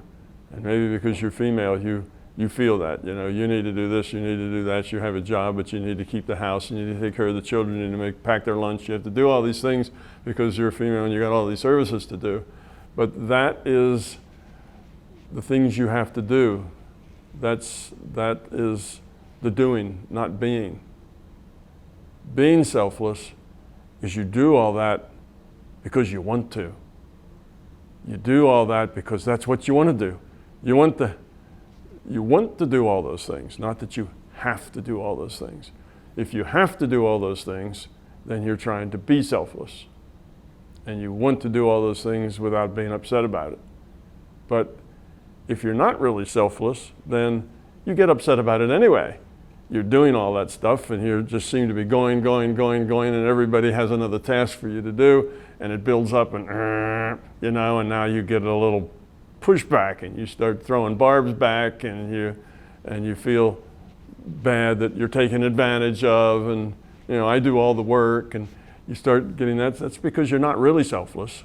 You're just trying to act selfless. Okay. If you were selfless, you wouldn't have any of those negative feelings, because the reason I want to do those things is because that's what I want to do, because it's helpful. And I want to be helpful, you see? There's a difference. So being selfless is something you are, not a role you're trying to meet. Women tend to get stuck in roles, things they think they're supposed to do. And if they really don't want to do those things, then they feel like they're being taken advantage of. They feel like they're being pushed. They feel like they're doing more and other people are goofing off and they're having to do everything. And pretty soon you feel like a servant and a maid and everything else. And that then becomes a problem. But that's not a problem of being too selfless. That's a problem of having too much ego. That's a problem of not being selfless, but trying to act that way or feeling like that's required of you. So being selfless means that it's more about other people than about you. Okay. Now, you can being about other people means you care about those people. If you care about those people, you know that sometimes those people will do better if they have to do their own work and wash their own dishes and pick up their own dirty socks and make their own lunch and wash their own clothes and do those sorts of things. That will help them grow, okay? You can become an enabler. This is what you're getting at. Well, okay, if one of your good friends is an alcoholic and they keep coming up to you and asking you, could you spare me $5? And you know they're gonna go buy a cheap bottle of wine and sit down and drink it. And if you keep giving them $5, you're an enabler. You're an enabler of their bad behavior. When you say no, well, now they have to either go try to weasel booze money from somebody else, or they have to not drink the booze. It puts them into a harder choice. If you make their alcoholism easy because you enable it, and not just with your money, but with your attitude, with everything else, then you're part of their problem. So if you really care about people, there's times to just say no. There's times to say, I don't think so. You need to learn to wash your own clothes. Look, come here, let me show you how a washing machine works. You see, you put the clothes in this, you shut the door, you turn these dials, and now you try it. you see? And you don't do that because you're getting even, and you don't do that because you're annoyed, and they damn well ought to be able to wash their own clothes by now, you know, and so on. It's because you care about them, and you realize that if they don't learn to do things like that, they'll be at a disadvantage. They have to grow up sometimes. And growing up ought to be a gradual thing. But if you coddle and coddle and coddle and coddle, now you'll have an 18 or a 19 or a 20-year-old that suddenly has to grow from being 12 to 20 all at once, because they've been treated like they were 12 right up until the time they were 20. You see, that's not good. That's not helping them. That doesn't make them more functional. It gets in their way, really, of growing up. And so requiring people to do things can be part of caring for them, you see. And if you care about other people, then you take that into consideration as well.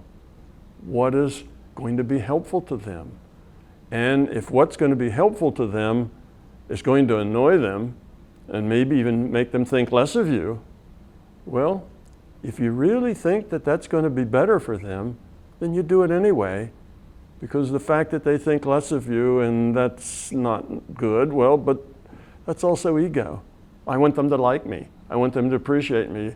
So I need to do all these things all the time, because otherwise people won't like me. And people will think I'm falling down on my job. Well, that's your ego, you see.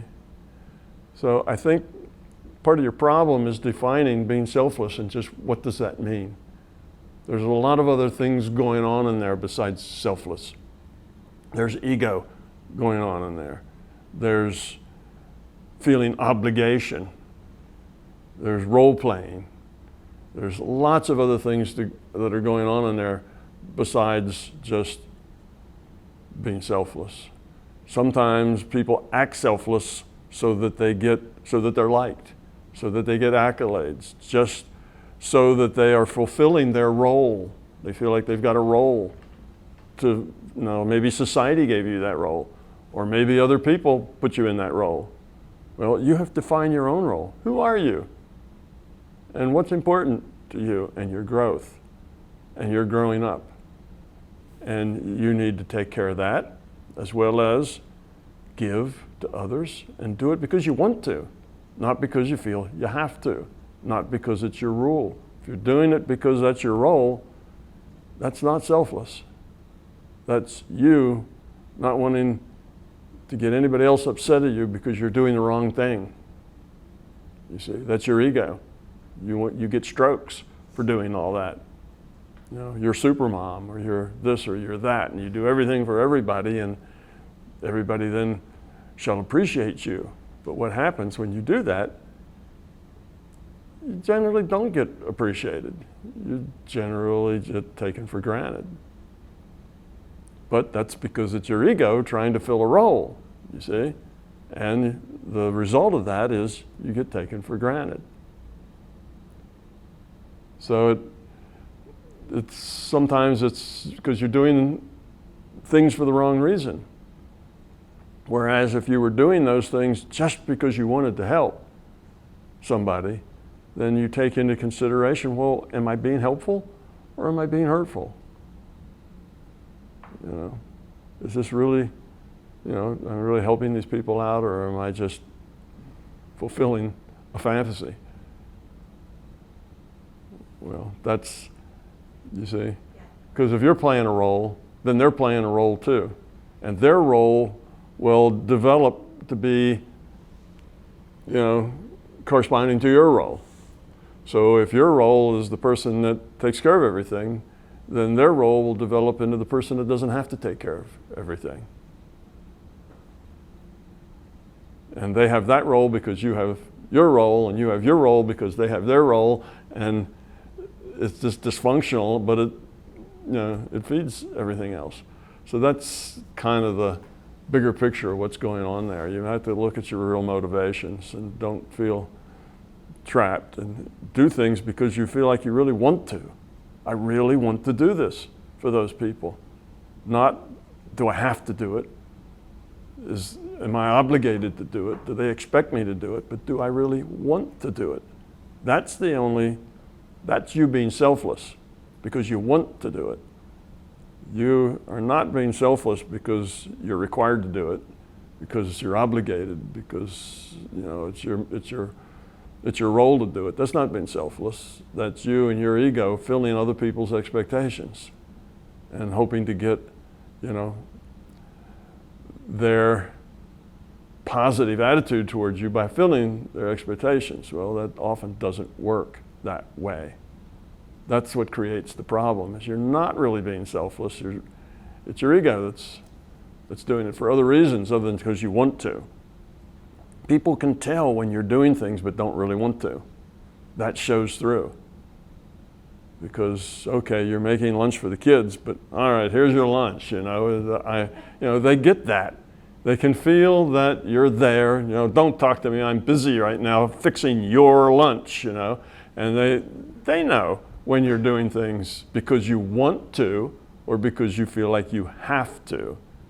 And when it's because you feel like you have to, well, they don't like it either.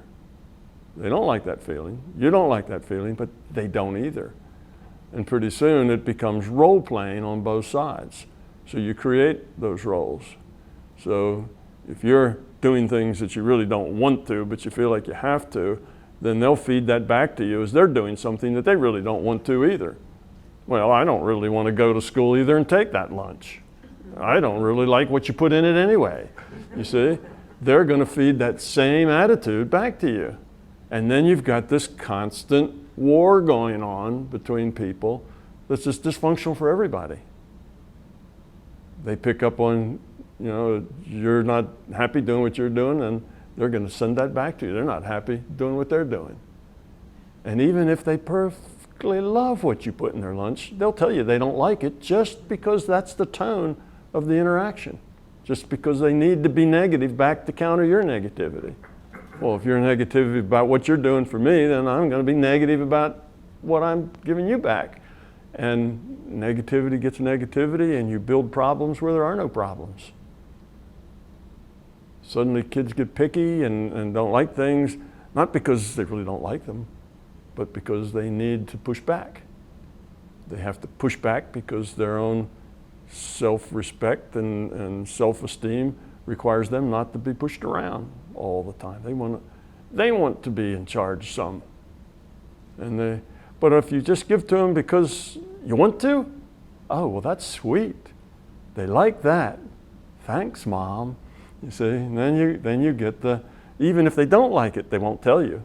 They'll just trade it off once they get to school with somebody else is what they got in their lunch, but they won't tell you that they don't like it because they know you're just being really sweet. You're doing it just because you want to, and now it's all very positive. See how that? Yeah, thank you for clearing that up. Makes a lot of sense. Yeah. Well, I wanted to comment about an experience that began after I attended one of your intensives. And I think I had mentioned this to you the last time, but just to recap, after I came back from the MBT intensive some years ago, I started to experience a series of flashbacks, if you will, almost a kind of a life review, particularly of the time when I was a teenager and facing a lot of decisions in my life. You might say, orienting myself to the life that I would lead. And when these things first started happening, I didn't know what was going on, but I didn't particularly like the young man who was appearing in my mind's eye. But I came to realize that that was me. And at one and the same time, I was reliving that young man's experiences, but I was also able to stand back and look at his attitudes from an adult perspective. And in one form or another, this has continued over the years to the point that I get it. That was me, and that's the way I was. And let's say I was a fairly high entropy individual then. And it's gotten to the point where I've said to the larger consciousness system, Uncle, I get it, that was me. I wasn't the most enlightened individual. Where do I go from here? And the message I got back in a kind of a nonverbal way was, it's up to you. So I said, okay, I'm going to try to learn the lessons that I can learn from this experience. I can't change the past, Right. but I can try to apply them going forward in my life. And that's what I'm doing. But I have to say that this was a fairly shocking experience, because I kind of had the most intensive encounter with myself that I've really ever had in my life. And if that's the way I have to learn things, so be it. But something happened during that MBT intensive where I think at being level, I gave the green light to the larger consciousness system to give it to me, to help me evolve. And it's been a heck of a ride. So I would appreciate any comments you might wish to give me about that. Yeah. Well, the first one would be careful what you ask for. Yeah, I've had some young, particularly young guys, early 20s, get enthusiastic and looking for fears, and they kind of make a statement to the conscious system. All right, I'm ready. Sakatumi, I'm gonna take whatever you give me, and I'm gonna learn it, and I'm going forward in great steps, and they do all this thing, and then the system takes them up on it, and suddenly they're inundated. They're crushed under the understanding of who they are and the fears that they have and all the rest of it. And then I hear back from them. They say, "How can I take it back?" It's more than I can process, more than I can stand. It's difficult. It's messing up with the rest of my life, and they really regretted being, asking the system to give them some tough love. So I say that kind of tongue in cheek. You be careful what you ask for, but really what you did was very good. You were ready. You opened yourself to understanding, and that understanding of who you were helps you refocus on who you are now. That helps define who you are now. Well, I'm not that. I was that, I see that, but I'm not that now. And you can see the difference. You can see what you were and the interactions that created and where that took you. And then you can see how you are now, and that the interactions are much different, and that's taking you to a much better space, a much better place. And these are things that give you encouragement to continue. Yeah, okay, it's working, continue the process. But it can be intensive. It can be very difficult, and it can go on for some time to where you get to the point of like, well, when is this going to end? When am I going to get to the end of this? But just ride it all the way to its end. And when it stops being useful for you, when you stop really learning and changing because of it, it will tend to fade and go away. But as long as you're getting something out of it, it's going to be there. And sometimes it goes a little past the point where you're getting something out of it because it takes a while for the system to realize that it's enough. You've gotten about everything out of it that you're going to get out of it. So sometimes it overshoots a little too much, but once the system gets that, then it'll go away and it'll try something else. So if it's still something that's tough to deal with, that probably means you still have some lessons to take away from it. That there's more learning in there. But it will go away when you've gotten as much, you've milked it for all it's worth, you've learned about everything that you can learn from that, it'll start to disappear and go away. But it can be, well, it's good though. When you get that, you get accelerated learning. You probably learn more, in the year after that intensive than you did in the 10 years going up to that intensive. So it's a quick learning process. And it's always good to get smart quick. Nobody wants to stay not smart, long. So if it hurts a bit, that means it's serious. You're making serious progress. If it never hurts, you're probably not learning much. So as long as it's productive, stay with it.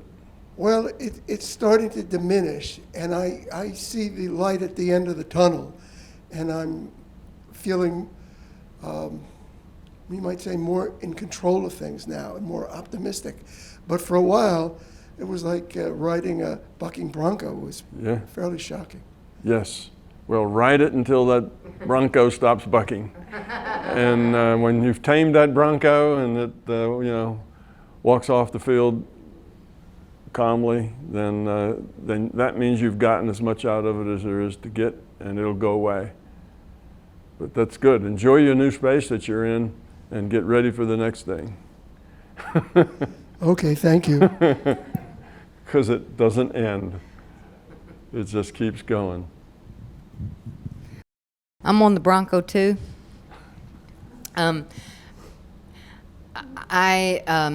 My partner is extremely left brain, and I'm extremely right brain. So I guess we both decided we wanted to learn a lot.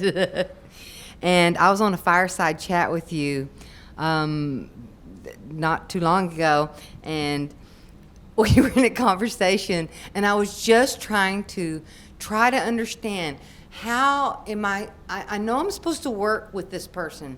I'm not supposed to leave. I had a few episodes of I would try to start going that way, and it just got really bad. So, okay, don't leave. Try to work through this. I started trying to work through it. Mm-hmm. And finally, you said, Cheryl, extreme left brain's never going to understand where you're coming from. I know that he's a human, and I know that you think that he can understand you, but he cannot. He can't understand those nuances, and he doesn't understand the way you process information. Mm-hmm. And you basically said, stop it. So I did stop it. And you said, stop it and just be yourself. And always work with other people, thinking about not at the expense of yourself, but think about everybody at the same time, not just yourself. And I started doing that, and I started interacting with him in that way, and not trying to get him to understand what I was talking about or what I was thinking about. And I just started smiling at him and hugging him when I see that look on his face where he's just lost. And I just smile and hug him and tell him how much I appreciate him. And even through the whole process of, I've been so excited about getting better, even though I was on a Bronco. I was so excited just to be moving forward and starting to understand what was going on in my life. I wanted to talk to him and tell him all about it, and he was just going, no, and just no. I said, well, there's a non-physical universe, and he knows about meditation, but he never sees anything in there. And so I was just saying, well, did you know what's in there? And he's like, no, I don't want to know what's in there, just no. So last week, he likes to drive a race car. He likes to go fast and turn left. And that's how his entertainment is. Well, he bought a driving racing simulator where he gets in it and he simulates his driving so he can get better. And I walked into the room, and he was climbing out of the simulation. And, you know, of course, he won't let me talk about simulations. And so I said, are you in a simulation coming back into another simulation? He says, yes, I am. And even if this is a simulation, it still won't matter. We'll still have to do what we're doing. Yeah, well, one of the key ideas in relating to other people is you have to let them be who they are. You can't, trying to make them be somebody other, trying to have them be the way you want them to be, the way you know would be good for them to be, is just not useful. You have to let them be who they are. And that is sometimes difficult. We always want to help people. Well, we know that they would be better off if they did this or that, or had a different opinion, or saw a bigger picture, or whatever. And then we want to fix them. Actually, we want to help them be this better person that we see. So then we start pushing that or manipulating that just with the things we say. And all of that tends to make the relationship worse. You got to let people be just who they are. Now you can offer them a couple of ideas that might help them see a different perspective, but if they reject the idea, then let it go. And you might offer them another idea later, maybe next month or next year, and see how they take it then. You can have some discussion, but if they're not buying it and they want to go the other way, well, that's who they are. Accept that. That's the way they are. Let them be. You see, you can't make anybody else change. You can't even lead people to change very easily. Anybody changes, they have to change themselves. You can't change another person. They can only change themselves. And we have this idea, oh, if I just explained it to them, then they'd get it and they'd change themselves then. It doesn't work like that. They have to come to it. You can't explain it to them. They have to come to it out of their own experience. And when they come to it, it'll make sense. Until they come to it, it doesn't compute for them. So you just have to let people be who they are, even if that means that you have to sit there and watch somebody you love be dysfunctional. You may have parents that fight all the time, or siblings that fight all the time, or you may fight all the time with somebody. But even if you see that dysfunction, and if they would just change their perspective, their life could be so much better. You can't change their perspective. You can help them change their own perspective mostly by giving them a safe environment. Mostly people have the beliefs and the perspectives they have because that's how they protect themselves. That's their walls that they've created. That's how they get through life. That's their persona. That's their stuff. And the way to let them reach out beyond that wall, to get out of their castle, and get out beyond those walls and beliefs, is to give them an environment that is full of love and caring, such that they feel secure enough to sneak out from behind that, that cubby hole they're hiding in, just put the drawbridge down and come out of their castle where they're protected and actually venture forth into something new. But they won't do that unless they feel safe. So the best way to help somebody grow up is just to love them. Just to give them that unconditional love that doesn't have any requirements. Just to make them feel safe, and then they have the ability to take that step. So if you have somebody and you're trying to get them to see a different picture, like Cheryl was, the more you try to get them to see it. No, I want you to see this. This is important to me. Look, here it is like this. Why can't you see that? The less likely they are to see it. Because from them, they're in their castle being besieged by somebody who's trying to change them and make them be somebody other than they are.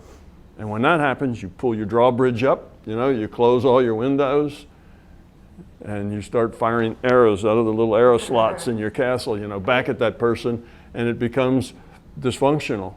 So trying to push people to be the way is good for them is generally not good for them. That's you trying to order the world the way you want it. That's your ego. You got to say, oh, that's who they are. Now, how can I interact best with that person the way they are, just the way they are? And then when you give them that space, they might actually now take an interest in what it was you were trying to tell them. Whereas as long as you were trying to tell them, they've got no interest in it at all. They have to go the opposite direction. So this has to do with dealing with neighbors, or your children, or your parents, or your significant other. It's the same with all, with all people. It works this way.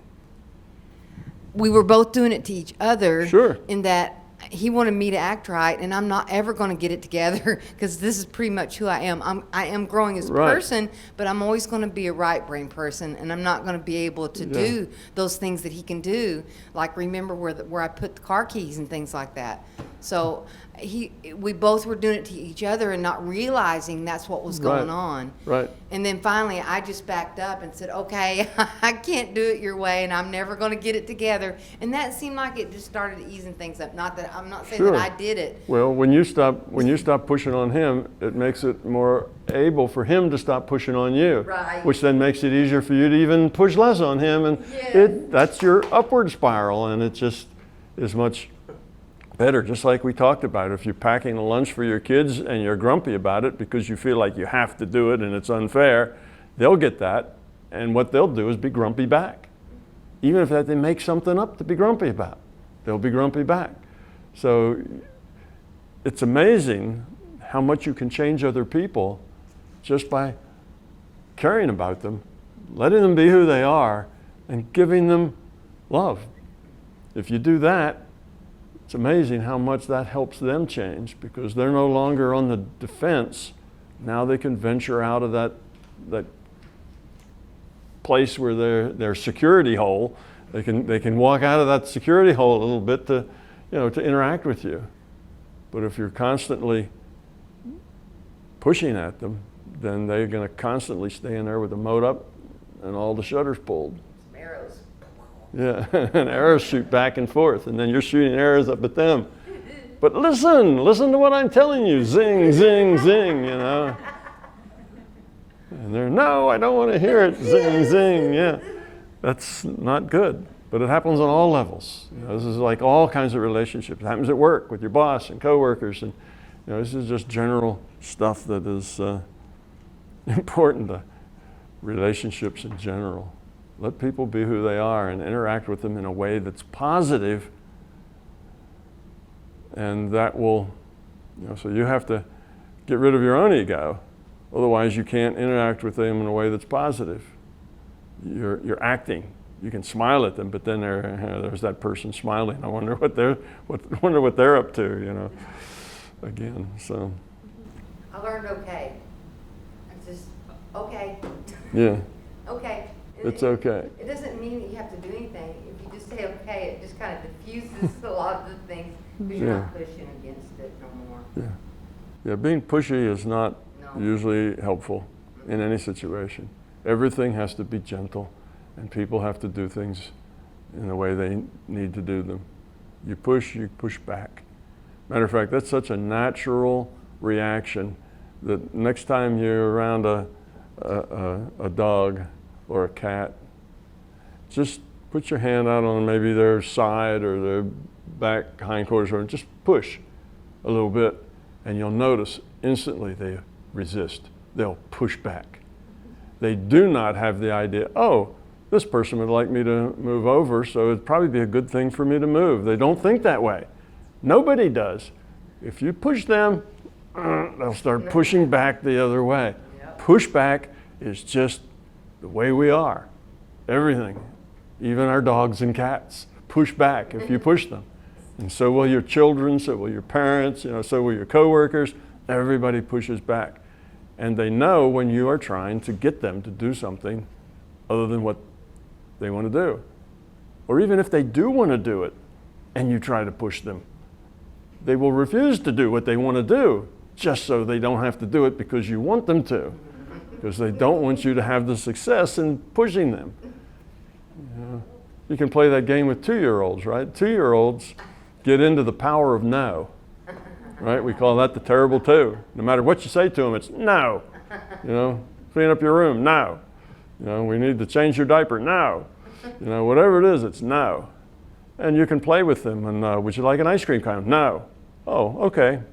And then, and then they realize you just tricked them. It makes them think a little bit about the no. But no is a power word. In other words, you can change things in your reality with a no.